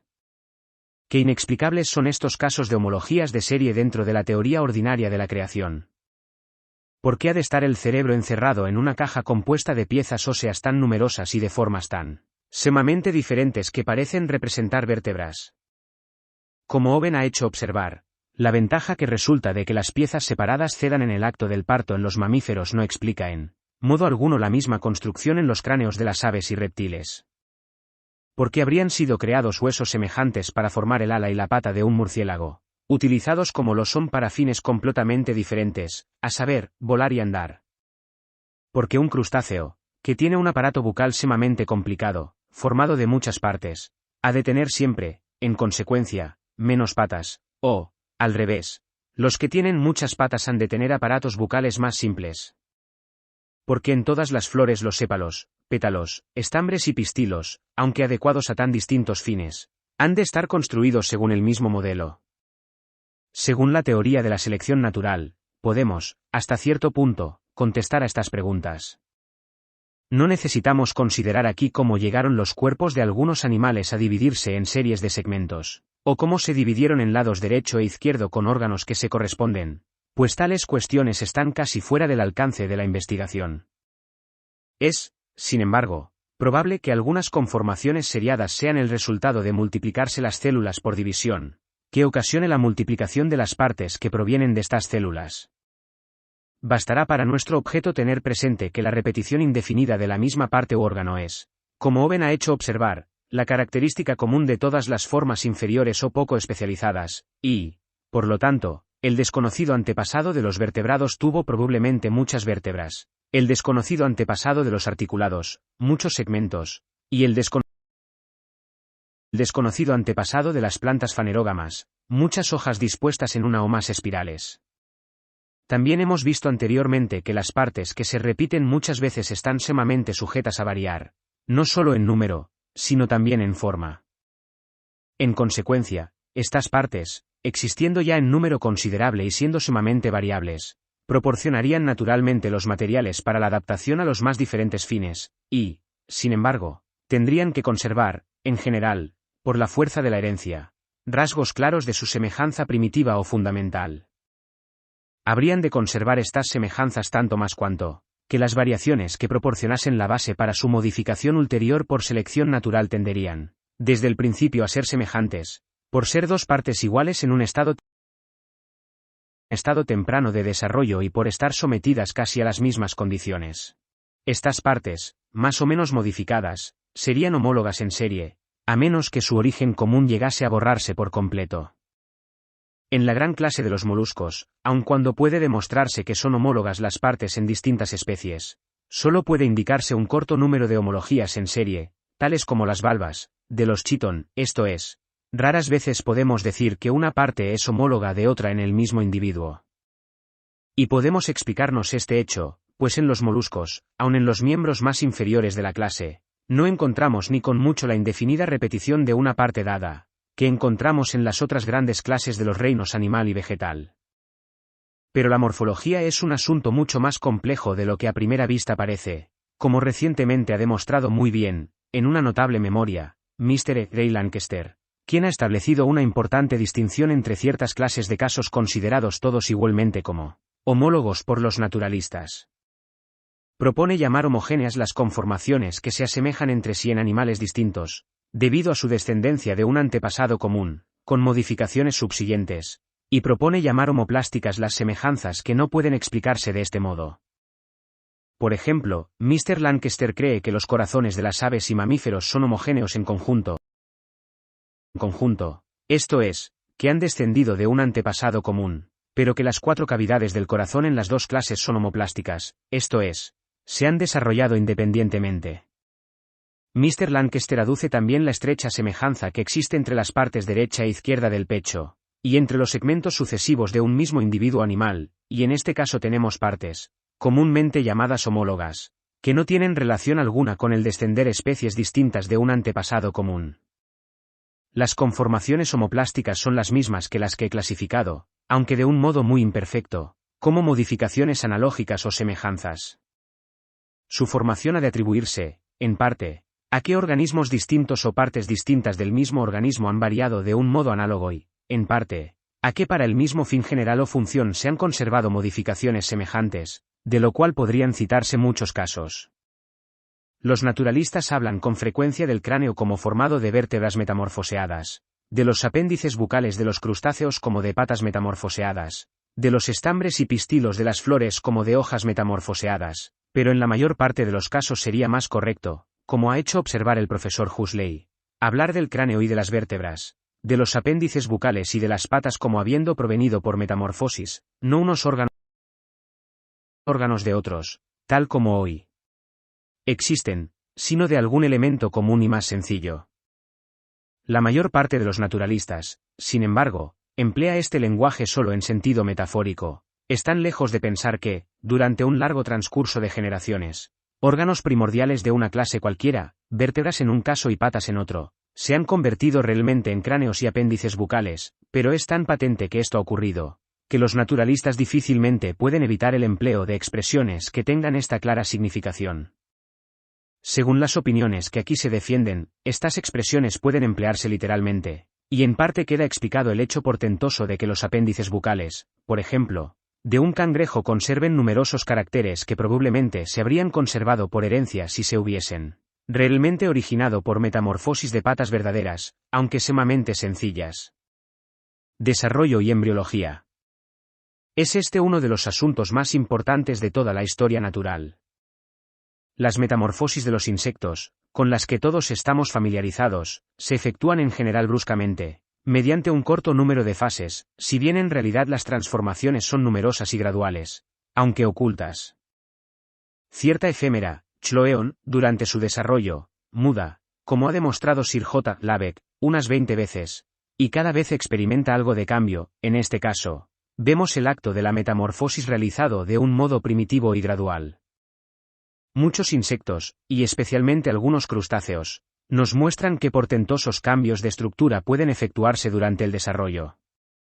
Estos cambios, sin embargo, alcanzan su apogeo en las llamadas generaciones alternantes de algunos de los animales inferiores. Es, por ejemplo, un hecho asombroso que un delicado coral, 56, ramificado, tachonado de pólipos y adherido a una roca submarina, produzca primero por gemación y luego por división transversal una legión de espléndidas medusas flotantes, y que éstas produzcan huevos de los cuales salen animalillos nadadores que se adhieren a las rocas y, desarrollándose, se convierten en corales ramificados, y así sucesivamente en un cielo sin fin. La creencia en la identidad esencial de los procesos de generación alternante y de metamorfosis ordinaria se ha robustecido mucho por el descubrimiento, hecho por Wagner, de una larva o gusano de un díptero, la cecidomía, que produce asexualmente otras larvas, y estas, otras, que finalmente se desarrollan convirtiéndose en machos y hembras adultos que propagan su especie por huevos del modo ordinario. Conviene advertir que cuando se anunció por vez primera el notable descubrimiento de Wagner me preguntaron cómo era posible explicar el que la larva de este díptero hubiera adquirido la facultad de reproducirse asexualmente. Mientras que el caso fue único, no podía darse respuesta alguna. Pero Grimm ha demostrado ya que otro díptero, un Chironomus, se reproduce casi de la misma manera, y cree que esto ocurre frecuentemente en el orden. Es la pupa, y no la larva, del Chironomus la que tiene esta facultad, y Grimm señala además que este caso, hasta cierto punto, une el de la cecidomía con la partenogénesis de los cóccidos, pues la palabra partenogénesis implica que las hembras adultas de los cóccidos son capaces de producir huevos fecundos sin el concurso del macho. De ciertos animales pertenecientes a diferentes clases se sabe que tienen la facultad de reproducirse del modo ordinario a una edad extraordinariamente temprana, y no tenemos más que adelantar la reproducción partenogenésica por pasos graduales hasta una edad cada vez más temprana. El Chironomus nos muestra un estado casi exactamente intermedio, el de pupa, y podemos quizá explicar el caso maravilloso de la cecidomía. Ha quedado establecido ya que diversas partes del mismo individuo que son exactamente iguales durante un periodo embrionario temprano se vuelven muy diferentes y sirven para usos muy distintos en estado adulto. También se ha demostrado que generalmente los embriones de las especies más diferentes de la misma clase son muy semejantes, pero se vuelven muy diferentes al desarrollarse por completo. No puede darse mejor prueba de este último hecho que la afirmación de von Baer que los embriones de mamíferos, aves, saurios y ofidios, y probablemente de quelonios, son sumamente parecidos en sus estados más tempranos, tanto en conjunto como en el modo de desarrollo de sus partes, de modo que, de hecho, muchas veces solo por el tamaño podemos distinguir los embriones. Tengo en mi poder 2 embriones en alcohol, cuyos nombres he dejado de anotar, y ahora me es imposible decir a qué clase pertenecen. Pueden ser saurios o aves pequeñas, o mamíferos muy jóvenes, tan completa es la semejanza en el modo de formación de la cabeza y tronco de estos animales. Las extremidades faltan todavía en estos embriones, pero aunque hubiesen existido en el primer estado de su desarrollo, no nos habrían enseñado nada, pues los pies de los saurios y mamíferos, las alas y los pies de las aves, lo mismo que las manos y los pies del hombre, provienen de la misma forma fundamental. Las larvas de la mayor parte de los crustáceos, en estado correspondiente de desarrollo, se parecen mucho entre sí, por muy diferentes que sean los adultos, y lo mismo ocurre con muchísimos otros animales. Algún vestigio de la ley de semejanza embrionaria perdura a veces hasta una edad bastante adelantada, así, aves del mismo género o de géneros próximos muchas veces se asemejan entre sí por su plumaje de jóvenes, como vemos en las plumas manchadas de los jóvenes del grupo de los tordos. En el grupo de los félidos, la mayor parte de las especies tienen en los adultos rayas o manchas formando líneas, y pueden distinguirse claramente rayas o manchas en los cachorros del león y del puma. Vernos algunas veces, aunque raras, algo de esto en las plantas, así, las primeras hojas del Iulex o tojo, y las primeras hojas de las acacías que tienen filodios, 57, son pinnadas o divididas como las hojas ordinarias de las leguminosas. Los puntos de estructura en que los embriones de animales muy diferentes, dentro de la misma clase, se parecen entre sí, muchas veces no tienen relación directa con sus condiciones de existencia. No podemos, por ejemplo, suponer que en los embriones de los vertebrados, la dirección, formando asas, de las arterias junto a las aberturas branquiales esté relacionada con condiciones semejantes en el pequeño mamífero que es alimentado en el útero de su madre, en el huevo de ave que es incubado en el nido y en la puesta de una rana en el agua. No tenemos más motivos para creer en esta relación que los que tengamos para creer que los huesos semejantes en la mano del hombre, el ala de un murciélago y la aleta de una marsopa estén relacionados con condiciones semejantes de vida. Nadie supone que las rayas del cachorro del león y las manchas del mirlo joven sean de alguna utilidad para estos animales. El caso, sin embargo, es diferente cuando un animal es activo durante alguna parte de su vida embrionaria y tiene que cuidar de sí mismo. El periodo de actividad puede empezar más tarde o más temprano, pero cualquiera que sea el momento en que empiece la adaptación de la larva a sus condiciones de vida es tan exacta y tan hermosa como en el animal adulto. Sir J. Laveck, en sus observaciones sobre la semejanza de las larvas de algunos insectos que pertenecen a órdenes muy distintos, y sobre la diferencia entre las larvas de otros insectos del mismo orden de acuerdo con las costumbres, ha demostrado recientemente muy bien de qué modo tan importante se ha efectuado esta adaptación. Debido a estas adaptaciones, la semejanza entre las larvas de animales afines está a veces muy obscurecida, especialmente cuando hay división de trabajo durante las diferentes fases del desarrollo, como cuando una misma larva, durante una fase, tiene que buscar comida y, durante otra, tiene que buscar un lugar donde fijarse. Hasta pueden citarse casos de larvas de especies próximas, o de grupos de especies, que difieren más entre sí que los adultos. En la mayor parte de los casos, sin embargo, las larvas, aunque activas, obedecen todavía más o menos rigurosamente a la ley de la semejanza embrionaria común. Los cirrípedos proporcionan un buen ejemplo de esto. Incluso el ilustre Cuviano vio que una anatifa era un crustáceo, pero al ver la larva lo demuestra de un modo evidente. Del mismo modo también las dos grandes divisiones de los cirrípedos, los pedunculados y los sesiles, aunque muy diferentes por su aspecto externo, tienen larvas que en todas sus fases son poco distinguibles. El embrión, en el transcurso del desarrollo se eleva en organización. Empleo esta expresión aunque ya sé que casi es imposible definir claramente lo que se entienda por ser la organización superior o inferior, pero nadie, probablemente, discutirá que la mariposa es superior a la oruga. En algunos casos, sin embargo, el animal adulto debe ser considerado como inferior en la escala que la larva, como en ciertos crustáceos parásitos. Recurriendo una vez más a los cirrípedos, las larvas, en la primera fase, tienen órganos locomotores, un solo ojo sencillo, una boca probosciforme, con la cual se alimentan abundantemente, pues aumentan mucho de tamaño. En la segunda fase, que corresponde al estado de crisálida de las mariposas, tienen 6 pares de patas natatorias hermosamente construidas, un par de magníficos ojos compuestos y antenas sumamente complicadas, pero tienen la boca cerrada e imperfecta y no pueden alimentarse. Su función en este estado es buscar, mediante su bien desarrollados órganos de los sentidos, y llegar, mediante su activa facultad de natación, a un lugar adecuado para adherirse a él y sufrir su metamorfosis final. Cuando se ha realizado esto, los cirrípedos quedan fijados para toda la vida, sus patas se convierten en órganos prensiles, reaparece una boca bien constituida, pero no tienen antenas y sus 2 ojos se convierten de nuevo en una sola mancha ocular, pequeña y sencilla. En este estado completo y último, los cirrípedos pueden considerarse, ya como de organización superior, ya como de organización inferior a la que tenían en estado larvario, pero en algunos géneros las larvas se desarrollan, convirtiéndose en hermafroditas, que tienen la conformación ordinaria, y en lo que yo he llamado machos complementarios, y en estos últimos el desarrollo seguidamente ha sido retrógrado, pues el macho es un simple saco que vive poco tiempo y está desprovisto de boca, de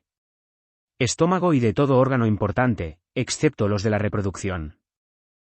Tan acostumbrados estamos a ver la diferencia de conformación entre el embrión y el adulto, que estamos tentados de considerar esta diferencia como dependiente de algún modo necesario del crecimiento. Pero no hay razón para que, por ejemplo, el ala de un murciélago o la aleta de una marsopa no tenga que haber sido diseñada, con todas sus partes, en sus debidas proporciones, desde que cada parte se hizo visible. En algunos grupos enteros de animales y en ciertos miembros de otros grupos ocurre así, y el embrión en ningún periodo difiere mucho del adulto, así, Owen, por lo que se refiere a los cefalópodos, ha hecho observar que, no hay metamorfosis, el carácter de cefalópodo se manifiesta mucho antes de que las partes del embrión estén completas. Los moluscos terrestres y los crustáceos de agua dulce nacen con sus formas propias, mientras que los miembros marinos de estas dos grandes clases pasan en su desarrollo por cambios considerables y a veces grandes. Las arañas experimentan apenas ninguna metamorfosis. Las larvas de la mayor parte de los insectos pasan por una fase vermiforme, ya sean activas y adaptadas a costumbres diversas, ya inactivas por estar colocadas en medio de alimento adecuado o por ser alimentadas por sus padres, pero en un corto número de casos, como en el de los afis. Si miramos los admirables dibujos del desarrollo de este insecto, dados por el profesor Huxley, apenas vemos ningún vestigio de la fase vermiforme. A veces son solo los primeros estados de desarrollo los que faltan. Así, Fritz Müller ha hecho el notable descubrimiento de que ciertos crustáceos parecidos a los camarones, afines de Penaeus, aparecen primero bajo la sencilla forma de naupliosi, después de pasar por dos o más fases de zoea y luego por la fase de misis, adquieren finalmente la conformación adulta. Ahora bien, en todo el gran orden de los malacostráceos, al que aquellos crustáceos pertenecen, no se sabe hasta ahora de ningún otro miembro que empiece desarrollándose bajo la forma de nauplio, aun cuando muchas aparecen bajo la forma de zoea, a pesar de lo cual Müller señala las razones en favor de su opinión de que, si no hubiese habido supresión alguna de desarrollo, todos estos crustáceos habrían aparecido como nauplios. ¿Cómo, pues, podemos explicarnos estos diferentes hechos en la embriología, a saber, la diferencia de conformación tan general, aunque no universal, entre el embrión y el adulto, el que las diversas partes de un mismo embrión, que últimamente llegan a ser muy diferentes y sirven para diversas fines, sean semejantes en un periodo temprano de crecimiento, la semejanza común, pero no invariable, entre los embriones o larvas de las más distintas especies de una misma clase, el que el embrión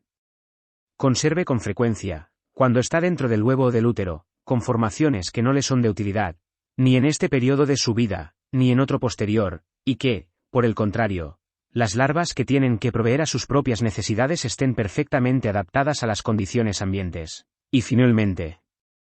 el hecho de que ciertas larvas ocupen un lugar más elevado en la escala de organización que el animal adulto en el que desarrollándose se transforman. Creo yo que todos estos hechos pueden explicarse del modo siguiente, se admite por lo común, quizá a causa de que aparecen monstruosidades en el embrión en un periodo muy temprano, que las pequeñas variaciones o diferencias individuales aparecen necesariamente en un periodo igualmente temprano. Tenemos pocas pruebas sobre este punto, pero las que tenemos ciertamente indican lo contrario, pues es notorio que los criadores de reses, de caballos, de animales de lujo, no pueden decir positivamente hasta algún tiempo después del nacimiento cuáles serán los méritos o defectos de sus crías. Vemos esto claramente en nuestros propios niños, no podemos decir si un niño será alto o bajo, o cuáles serán exactamente sus rasgos característicos. No está el problema en decir en qué periodo de la vida puede haber sido producida cada variación, sino en qué periodo se manifiestan los efectos. La causa puede haber obrado, y yo creo que muchas veces ha obrado, en uno o en los dos padres antes del acto de la generación. Merece señalarse que para un animal muy joven, mientras permanece en el útero de su madre o en el huevo, o mientras es alimentado o protegido por sus padres, no tiene importancia alguna el que la mayor parte de sus caracteres sean adquiridos un poco antes o un poco después. Para un ave, por ejemplo, que obtuviese su comida por tener el pico muy curvo, nada significaría el que de pequeña, mientras fuese alimentada por sus padres, poseyese o no el pico de aquella forma. He establecido en el capítulo primero que, cualquiera que sea la edad en la que aparece por vez primera una variación en el padre, esta variación tiende a reaparecer en la descendencia a la misma edad. Ciertas variaciones pueden aparecer solamente a las edades correspondientes, por ejemplo, las particularidades en fases de oruga, crisálida o imago en el gusano de seda, o también en los cuernos completamente desarrollados del ganado. Pero variaciones que, por todo lo que nos es dado ver, pudieron haber aparecido por vez primera a una edad más temprana o más adelantada, tienden igualmente a aparecer a las mismas edades en los descendientes y en el padre. Estoy lejos de pensar que esto ocurra invariablemente así, y podría citar varios casos excepcionales de variaciones, tomando esta palabra en el sentido más amplio, que han sobrevenido en el hijo a una edad más temprana que en el padre. Estos dos principios, a saber, que las variaciones ligeras generalmente aparecen en un periodo no muy temprano de la vida y que son heredadas en el periodo correspondiente, explican, creo yo, todos los hechos embriológicos capitales antes indicados, pero consideremos ante todo algunos casos análogos en nuestras variedades domésticas. Algunos autores que han escrito sobre perros sostienen que el galgo y el bulldog, aunque tan diferentes, son en realidad variedades muy afines, que descienden del mismo tronco salvaje, de aquí que tuve curiosidad de ver hasta qué punto se diferenciaban sus cachorros.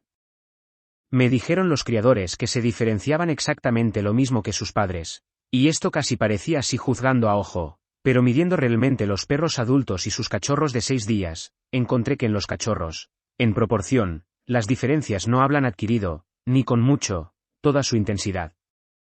Además, también me dijeron que los potros de los caballos de carreras y de tiro, razas que han sido formadas casi por completo por selección en estado doméstico, se diferenciaban tanto como los animales completamente desarrollados, pero habiendo hecho medidas cuidadosas de las yeguas y de los potros de 3 días, de razas de carrera y de tiro pesado, encontré que esto no ocurre en modo alguno. Como tenemos pruebas concluyentes de que las razas de la paloma han descendido de una sola especie salvaje, comparé los pichones a las 12 horas de haber salido del huevo. Medí cuidadosamente las proporciones, aunque no se darán aquí con detalle, del pico, anchura de la boca, largo del orificio nasal y del párpado, tamaño de los pies y longitud de las patas en la especie madre salvaje, buchonas, colipavos, dants, bars, dragons, mensajeras inglesas y volteadoras. Ahora bien, algunas de estas aves, de adultas, difieren de modo tan extraordinario en la longitud y forma del pico y en otros caracteres, que seguidamente habrían sido clasificadas como géneros distintos si hubiesen sido encontradas en estado natural, pero puestos en serie los pichones de nido de estas diferentes clases, aunque en la mayor parte de ellos se podían distinguir justamente las diferencias proporcionales en los caracteres antes señalados, eran incomparablemente menores que en las palomas completamente desarrolladas. Algunos puntos diferenciales característicos, por ejemplo, el de la anchura de la boca, apenas podían descubrirse en los pichones, pero hubo una excepción notable de esta regla, pues los pichones de la volteadora, de cara corta, se diferenciaban de los pichones de la paloma silvestre y de las otras castas casi exactamente en las mismas proporciones que en estado adulto. Estos hechos se explican por los dos principios citados. Los criadores eligen sus perros, caballos, palomas, etc., para cría cuando están casi desarrollados. Les es indiferente el que las cualidades deseadas sean adquiridas más pronto o más tarde, si las posee el animal adulto. Y los casos que se acaban de indicar, especialmente el de las palomas, muestran que las diferencias características que han sido acumuladas por la selección del hombre y que dan valor a sus castas no aparecen generalmente en un periodo muy temprano de la vida y son heredadas en un periodo correspondiente no temprano. Pero el caso de la volteadora de cara corta, que a las 12 horas de nacida posee ya sus caracteres propios, prueba que esta no es la regla sin excepción, pues, en este caso, las diferencias características, o bien tienen que haber aparecido en un periodo más temprano que de ordinario, o, de no ser así, las diferencias tienen que haber sido heredadas, no a la edad correspondiente, sino a una edad más temprana. Apliquemos ahora estos dos principios a las especies en estado natural. Tomemos un grupo de aves que desciendan de alguna forma antigua y que estén modificadas por selección natural, para diferentes costumbres. En este caso, como las muchas y pequeñas variaciones sucesivas han sobrevenido en las distintas especies a una edad no muy temprana y han sido heredadas a la edad correspondiente, los pequeñuelos se habrán modificado muy poco y se parecerán todavía entre sí mucho más que los adultos, exactamente como hemos visto en las razas de palomas. Podemos extender esta opinión a conformaciones muy distintas y a clases enteras. Los miembros anteriores, por ejemplo, que en otro tiempo sirvieron como patas a un remoto antepasado, pueden, por una larga serie de modificaciones, haberse adaptado en un descendiente para actuar como manos, en otro, como aletas, en otro, como alas, pero, según los dos principios arriba citados, los miembros anteriores no se habrán modificado mucho en los embriones de estas diferentes formas, aun cuando en cada forma el miembro anterior difiera mucho en el estado adulto. Cualquiera que sea la influencia que pueda haber tenido el prolongado uso y desuso en modificar miembros u otras partes de cualquier especie, tiene que haber obrado principalmente o únicamente sobre el animal casi adulto, cuando estaba obligado a utilizar todas sus fuerzas para ganarse por sí mismo la vida, y los efectos producidos así se habrán transmitido a la descendencia en la misma edad casi adulta. De este modo el joven no estará modificado, o lo estará solo en pequeño grado, por los efectos del aumento de uso o desuso de sus partes. En algunos animales, Las sucesivas variaciones pueden haber sobrevenido en un periodo muy temprano de su vida, o sus diversos grados pueden haber sido heredados en una edad anterior a la edad en que ocurrieron por vez primera. En ambos casos, el joven o el embrión se parecerán mucho a la forma madre adulta, como hemos visto en la paloma volteadora de cara corta. Y esta es la regla de desarrollo en ciertos grupos enteros o en ciertos subgrupos solo, como en los cefalópodos, los moluscos terrestres, los crustáceos de agua dulce, las arañas y algunos miembros de la gran clase de los insectos. Por lo que se refiere a la causa final de que los jóvenes en estos grupos no pasen por ninguna metamorfosis, podemos ver que esto se seguiría de las circunstancias siguientes, a saber, de que el joven tenga en una edad muy temprana que proveer a sus propias necesidades y de que tenga las mismas costumbres que sus padres, pues en este caso ha de ser indispensable para su existencia que esté modificado de la misma manera que sus padres. Además, por lo que se refiere al hecho singular de que muchos animales terrestres y de agua dulce no experimenten metamorfosis, mientras que los miembros marinos de los mismos grupos pasan por diferentes transformaciones, Fritz Müller ha emitido la idea de que el proceso de lenta modificación y adaptación de un animal a vivir en tierra o agua dulce, en vez de vivir en el mar, se simplificaría mucho con no pasar el animal por ningún estado larvario, pues no es probable que, en estas condiciones de existencia nuevas y tan diferentes comúnmente, se encuentren desocupados, o mal ocupados por otros organismos, puestos bien apropiados para la larva y para el adulto. En este caso, el adquirir gradualmente la conformación del adulto en una edad cada vez más temprana tendría que ser favorecido por la selección natural y, finalmente, se perderían todos los vestigios de las metamorfosis anteriores. Si, por el contrario, fuese útil a los individuos jóvenes de un animal seguir costumbres algo diferentes de las de la forma adulta y, por consiguiente, estar conformados según un plan algo diferente, o si fuese útil a una larva, diferente ya del adulto, modificarse todavía más, entonces, según el principio de la herencia a las edades correspondientes, el joven y la larva podrían irse volviendo por selección natural tan diferentes de sus padres como pueda imaginarse. Diferencias en la larva podrían también hacerse correlativas de diferentes estados de desarrollo, de manera que la larva en el primer estado podría llegar a diferir mucho de la larva en el segundo estado, como ocurre en muchos animales. El adulto podría también adaptarse a situaciones o condiciones en las que los órganos de locomoción, de los sentidos, etc., fuesen inútiles, y en este caso la metamorfosis sería retrógrada.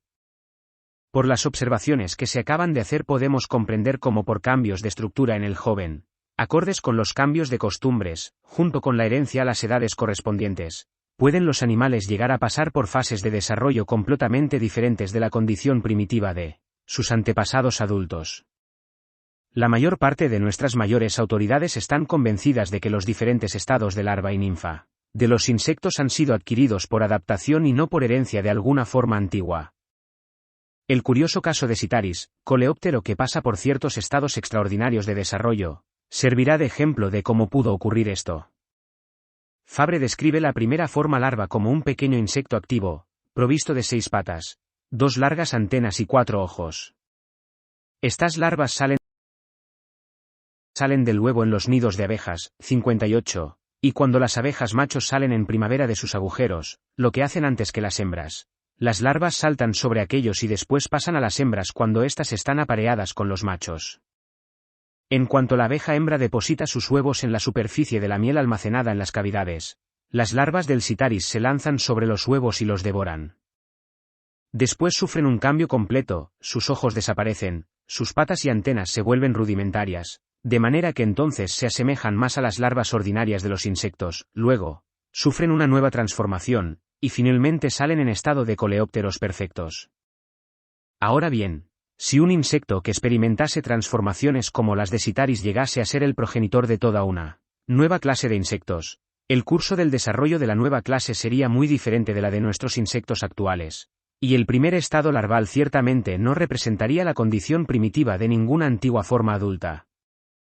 Por el contrario, es sumamente probable que, en muchos animales, los estados embrionarios o larvales nos muestran, más o menos por completo, las condiciones en estado adulto del progenitor de todo el grupo, en la gran clase de los crustáceos, formas portentosamente diferentes entre sí, cornoparásitos chupadores, cirrípedos, entomostráceos y hasta los malacostráceos, aparecen al principio como larvas en forma de nauplio, Y como estas larvas viven y se alimentan en pleno mar y no están adaptadas para ninguna condición particular de existencia, y por otras razones, señaladas por Fritz Müller, es probable que en algún periodo remotísimo existió un animal adulto independiente que se parecía al nauplioi, que produjo ulteriormente, por varias líneas genealógicas divergentes, los grandes grupos de crustáceos antes citados. También es además probable, por lo que sabemos de los embriones de mamíferos, aves, peces y reptiles, que estos animales sean los descendientes modificados de algún remoto antepasado que en estado adulto estaba provisto de branquias, vejiga natatoria, 4 miembros en forma de aleta y una larga cola, todo ello adecuado para la vida acuática.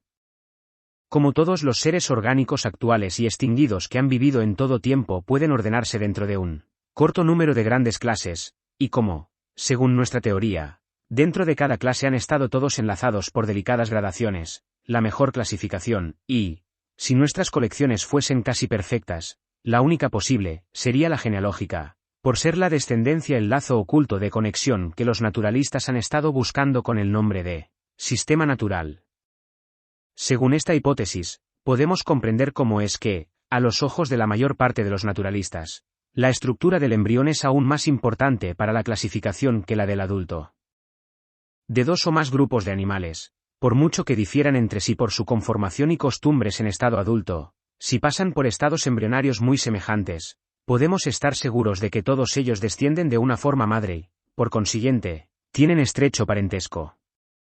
La comunidad de conformación embrionaria revela, pues, comunidad de origen, pero la diferencia en el desarrollo embrionario no prueba diversidad de origen, pues en uno de los dos grupos los estados de desarrollo pueden haber sido suprimidos o pueden haberse modificado tanto por adaptación a nuevas condiciones de vida, que no puedan ya ser reconocidos.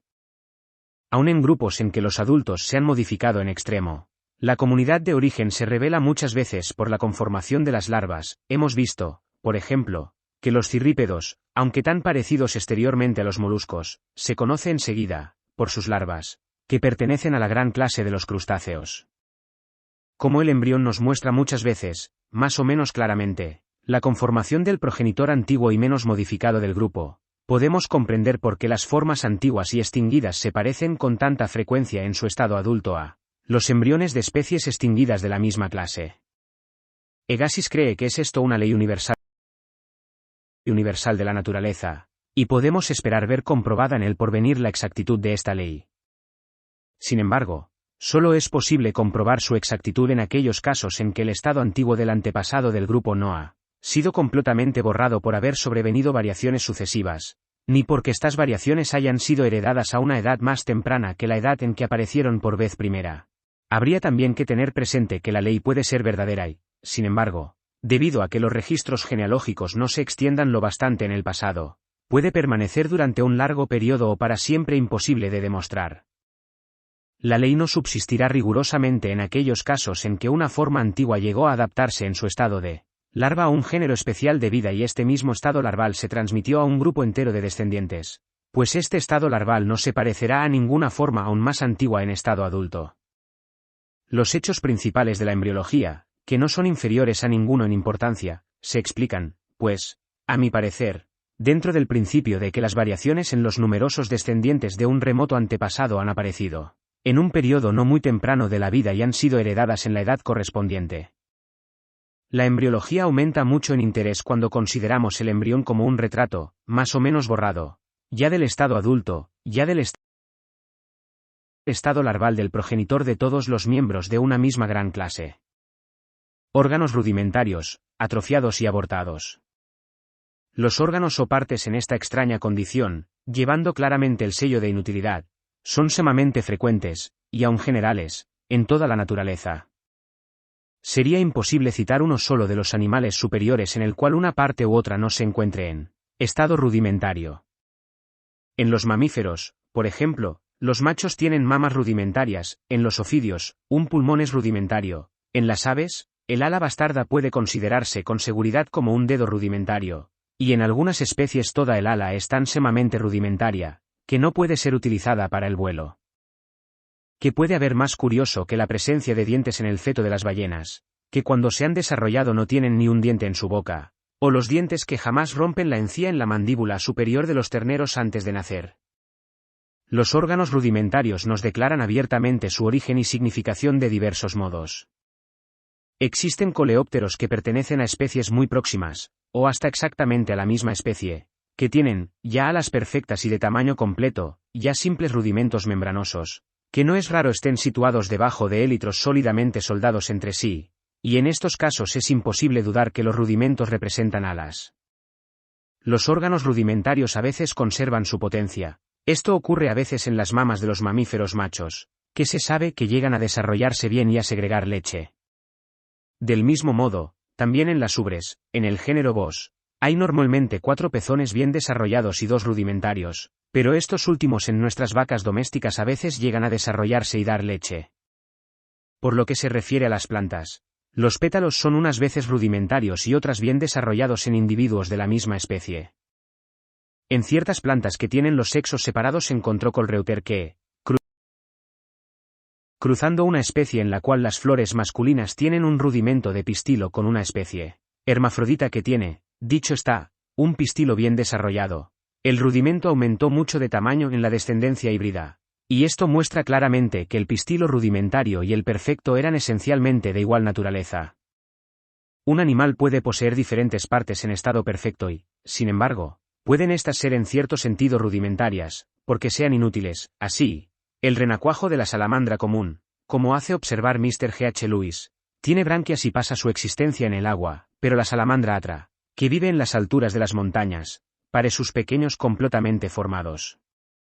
Este animal nunca vive en el agua, y, sin embargo, si abrimos una hembra grávida encontramos dentro de ella renacuajos con branquias delicadamente plumosas, y, puestos en agua, nadan casi como los renacuajos de la salamandra común.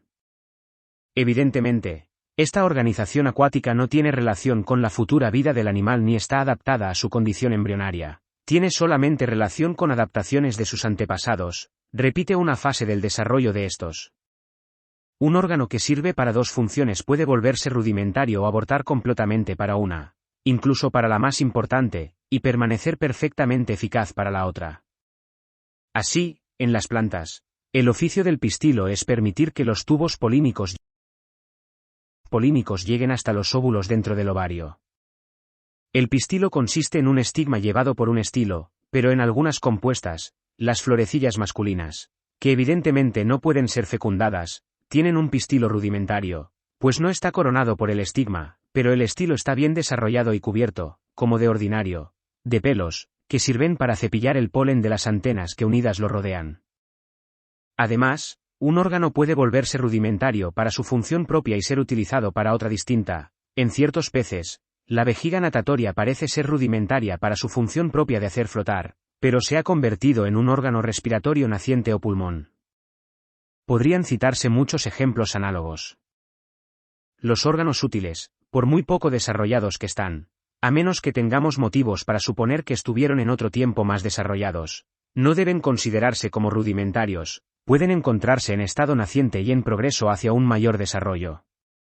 Los órganos rudimentarios, por el contrario, o son inútiles por completo, como los dientes que nunca rompen las encías, o casi inútiles, como las alas del avestruz, que sirven simplemente como velas.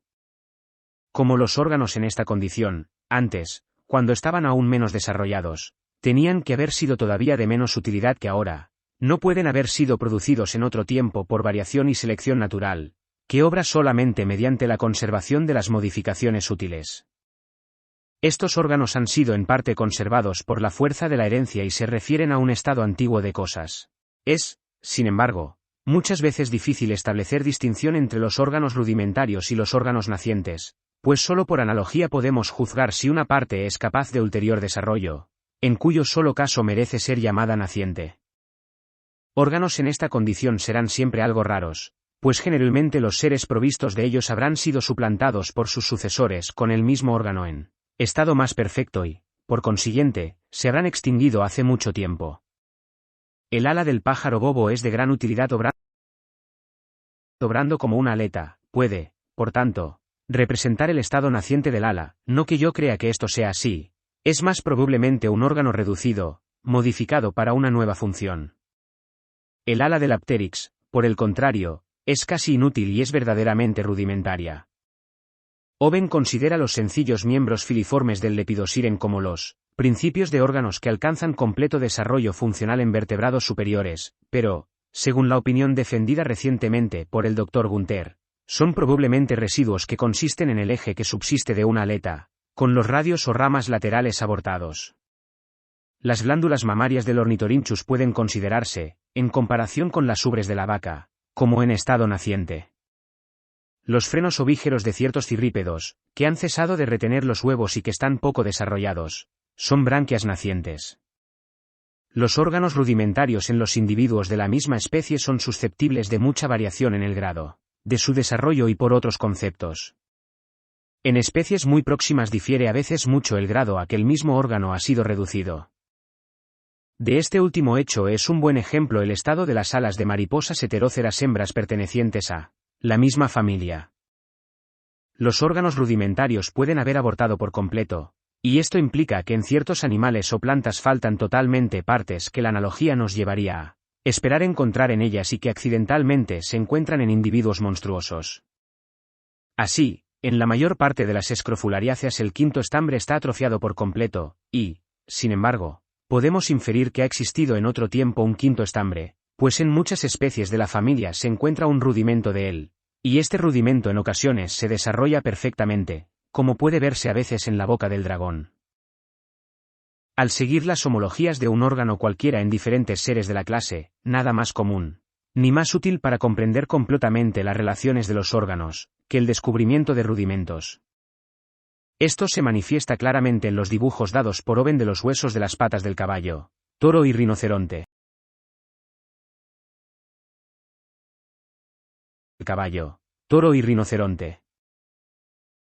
Es un hecho importante que los órganos rudimentarios, tales como los dientes de la mandíbula superior de las ballenas y rumiantes, pueden frecuentemente descubrirse en el embrión, pero después desaparecen por completo. Es también, creo yo, una regla universal que una parte rudimentaria es de mayor tamaño, con relación a las partes adyacentes, en el embrión que en el adulto, de manera que el órgano en aquella edad temprana es menos rudimentario o hasta no puede decirse que sea rudimentario en ninguna medida.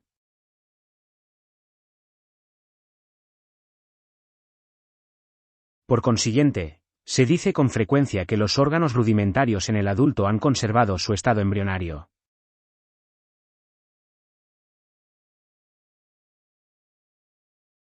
Acabo de citar los hechos principales relativos a los órganos rudimentarios. Al reflexionar sobre ellos, todos debemos sentirnos llenos de asombro, pues la misma razón que nos dice que los diferentes partes y órganos están exquisitamente adaptados para ciertos usos, nos dice con igual claridad que estos órganos rudimentarios o atrofiados son imperfectos e inútiles. En las obras de historia natural se dice generalmente que los órganos rudimentarios han sido creados, por razón de simetría, o para completar el plan de la naturaleza, pero esto no es una explicación, es simplemente volver a afirmar el hecho. Ni tampoco está esto conforme consigo mismo. Así, la boa constrictor tiene rudimentos de patas posteriores y de pelvis, y se dice que estos huesos han sido conservados, para completar el plan de la naturaleza. ¿Por qué, como pregunta el profesor Wiseman, no han sido conservados en otros ofidios, que no poseen ni siquiera un vestigio de estos mismos huesos? ¿Qué se pensaría de un astrónomo que sostuviese que los satélites giran en órbitas elípticas alrededor de sus planetas, por razón de simetría, porque los planetas giran así alrededor del Sol? Un eminente fisiólogo explica la presencia de los órganos rudimentarios suponiendo que sirven para excretar sustancias sobrantes o sustancias perjudiciales al organismo, pero podemos suponer que pueda obrar así la diminuta papila que con frecuencia representa el pistilo en las flores. Pistilo en las flores masculinas y que está formada de simple tejido celular. Podemos suponer que los dientes rudimentarios, que después son resorbidos, sean beneficiosos para el rápido crecimiento del ternero en estado de embrión, quitando una sustancia tan preciosa como el fosfato de cal. Se sabe que después de haber amputado dedos a un hombre han aparecido uñas imperfectas en los muñones, y lo mismo podría creer yo que estos vestigios de uñas se han desarrollado para excretar materia córnea, que creer que las uñas rudimentarias de la aleta del manatí se han desarrollado con este mismo fin. Según la teoría de la descendencia con modificación, el origen de los órganos rudimentarios es relativamente sencillo y podemos comprender, en gran parte, Las leyes que rigen su imperfecto desarrollo. Tenemos multitud de casos de órganos rudimentarios en nuestras producciones domésticas, como el muñón de cola en las razas sin ella, los vestigios orejas en las razas de ovejas sin orejas, la reaparición de pequeños cuernos colgantes en castas de ganados sin cuernos, especialmente, según Youatt, en animales jóvenes, y el estado completo de la flor en la coliflor. Muchas veces vemos rudimentos de diferentes partes en los monstruos, pero dudo que ninguno de estos casos dé luz sobre el origen de los órganos rudimentarios en estado natural, más que en cuanto demuestran que pueden producirse rudimentos, pues la comparación de las pruebas indica claramente que las especies en la naturaleza no experimentan cambios grandes y bruscos. Pero el estudio de nuestras producciones domésticas nos enseña que el desuso de partes lleva a la reducción de su tamaño y que el resultado es hereditario. Parece probable que el desuso ha sido el agente principal en la atrofia de los órganos.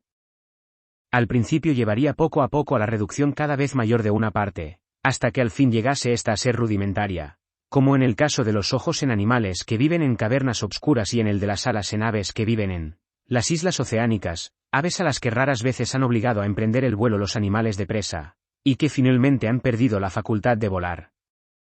Además, un órgano útil en ciertas condiciones puede volverse perjudicial en otras, como las alas de los coleópteros que viven en islas pequeñas y expuestas a los vientos, y en este caso la selección natural habrá ayudado a la reducción del órgano hasta que se volvió inofensivo y rudimentario. Todo cambio de conformación y función que pueda efectuarse por pequeños grados está bajo el poder de la selección natural, de manera que un órgano que por el cambio de costumbres se ha vuelto inútil o perjudicial para un objeto, puede modificarse y ser utilizado para otro.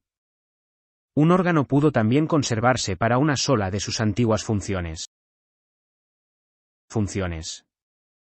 Órganos primitivamente formados con el auxilio de la selección natural pueden muy bien, al volverse inútiles, ser variables, pues sus variaciones ya no pueden seguir siendo refrenadas por la selección natural.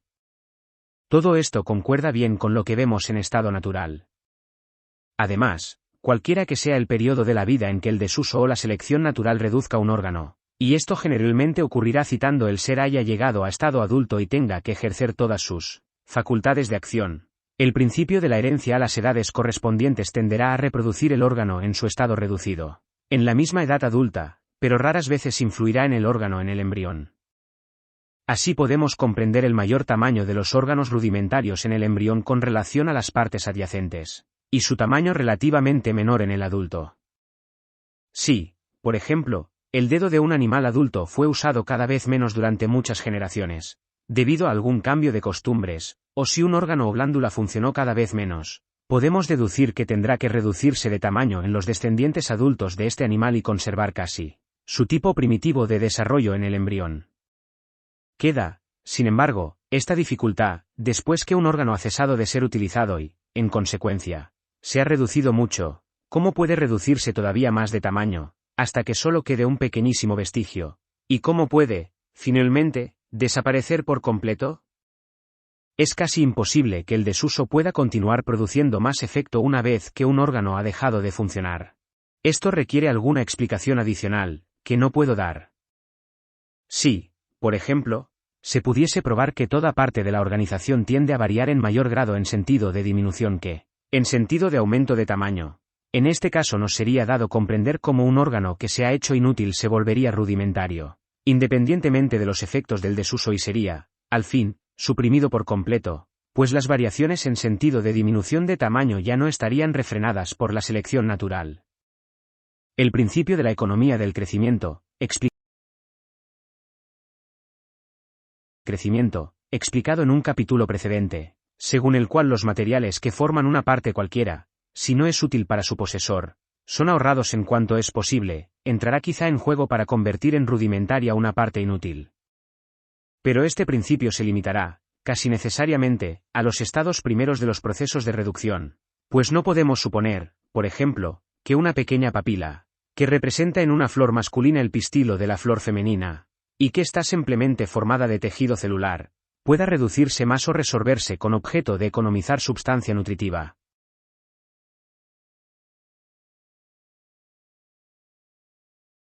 Finalmente, como los órganos rudimentarios, cualesquiera que sean las gradaciones porque hayan pasado hasta llegar a su condición actual de inutilidad, actual de inutilidad, son el testimonio de un estado anterior de cosas y han sido conservados solamente por la fuerza de la herencia. Podemos comprender, dentro de la teoría genealógica de la clasificación, cómo es que los sistemáticos, al colocar los organismos en sus verdaderos lugares en el sistema natural, han encontrado muchas veces que las partes rudimentarias son tan útiles, y aún a veces más útiles, que partes de gran importancia fisiológica. Los órganos rudimentarios pueden compararse con las letras de una palabra que se conservan todavía en la escritura, pero que son inútiles en la pronunciación, aunque sirven de guía para su etimología. Dentro de la teoría de la descendencia con modificación, podemos deducir que la existencia de órganos en estado rudimentario imperfecto e inútil, o completamente atrofiados, lejos de presentar una extraña dificultad, como seguidamente la presentan dentro de la vieja doctrina de la creación, podía hasta haber sido prevista de conformidad con las teorías que aquí se exponen. Resumen. En este capítulo he procurado demostrar que la clasificación de todos los seres orgánicos de todos los tiempos en grupos subordinados a otros, que la naturaleza de los parentescos por los que todos los organismos vivientes y extinguidos están unidos en un corto número de grandes clases por líneas de afinidad complicadas, divergentes y tortuosas, que las reglas seguidas y las dificultades encontradas por los naturalistas en sus clasificaciones, que el valor asignado a caracteres, si son constantes o generales, ya sean de suma importancia, o de muy poca, o de ninguna, como los órganos rudimentarios, que los valores opuestos de los caracteres analógicos o de adaptación y los de verdadera afinidad, y otras reglas parecidas, todo resulta naturalmente si admitimos el común parentesco de las formas afines junto con su modificación por variación y selección natural, con las circunstancias de extinción y divergencias de caracteres. Al considerar esta teoría de clasificación hay que tener presente que el elemento genealógico ha sido universalmente utilizado al clasificar juntos los sexos, edades, formas dimorfas y variedades reconocidas de la misma especie, por mucho que difiera entre sí su estructura. Según esta misma teoría de la descendencia con modificación, la mayor parte de los hechos principales de la morfología se hacen inteligibles, ya si consideramos el mismo plan desarrollado en los órganos homólogos de las diferentes especies de la misma clase, cualquiera que sea la función a que se destinen, ya si consideramos las homologías laterales o de serie en cada animal o vegetal. Según el principio de las ligeras variaciones sucesivas, que no ocurren, necesaria ni generalmente, en un periodo muy temprano de la vida, y que son heredadas en el periodo correspondiente, podemos comprender los hechos principales de la embriología, a saber, la gran semejanza, en el individuo en estado embrionario, de las partes que son homólogas, y que al llegar al estado adulto son muy diferentes en conformación y funciones, y la semejanza de las partes u órganos homólogos en especies afines, pero distintas, aun cuando estén adaptados en estado adulto a funciones lo más diferente posibles. Las larvas son embriones activos, que se han modificado especialmente, en mayor o menor grado, en relación con sus costumbres, habiendo heredado sus modificaciones en una edad temprana correspondiente. Según estos mismos principios, teniendo presente que cuando los órganos se reducen de tamaño, ya por desuso, ya por selección natural, esto ocurrirá generalmente en aquel periodo de la vida en que el ser tiene que proveer a sus propias necesidades, y teniendo presente cuán poderosa es la fuerza de la herencia, la existencia de órganos rudimentarios pudo incluso haber sido prevista. La importancia de los caracteres embriológicos y de los órganos rudimentarios en la clasificación se comprende, según la opinión de que una ordenación natural debe ser genealógica. Finalmente, las diferentes clases de hechos que se han considerado en este capítulo me parece que proclaman tan claramente que las innumerables especies, géneros y familias de que está poblada la Tierra han descendido todos, cada uno dentro de su propia clase o grupo, de antepasados comunes, y que se han modificado todos en las generaciones sucesivas, que yo adoptaría sin titubeo esta opinión, aun cuando no se apoyase en otros hechos o razones.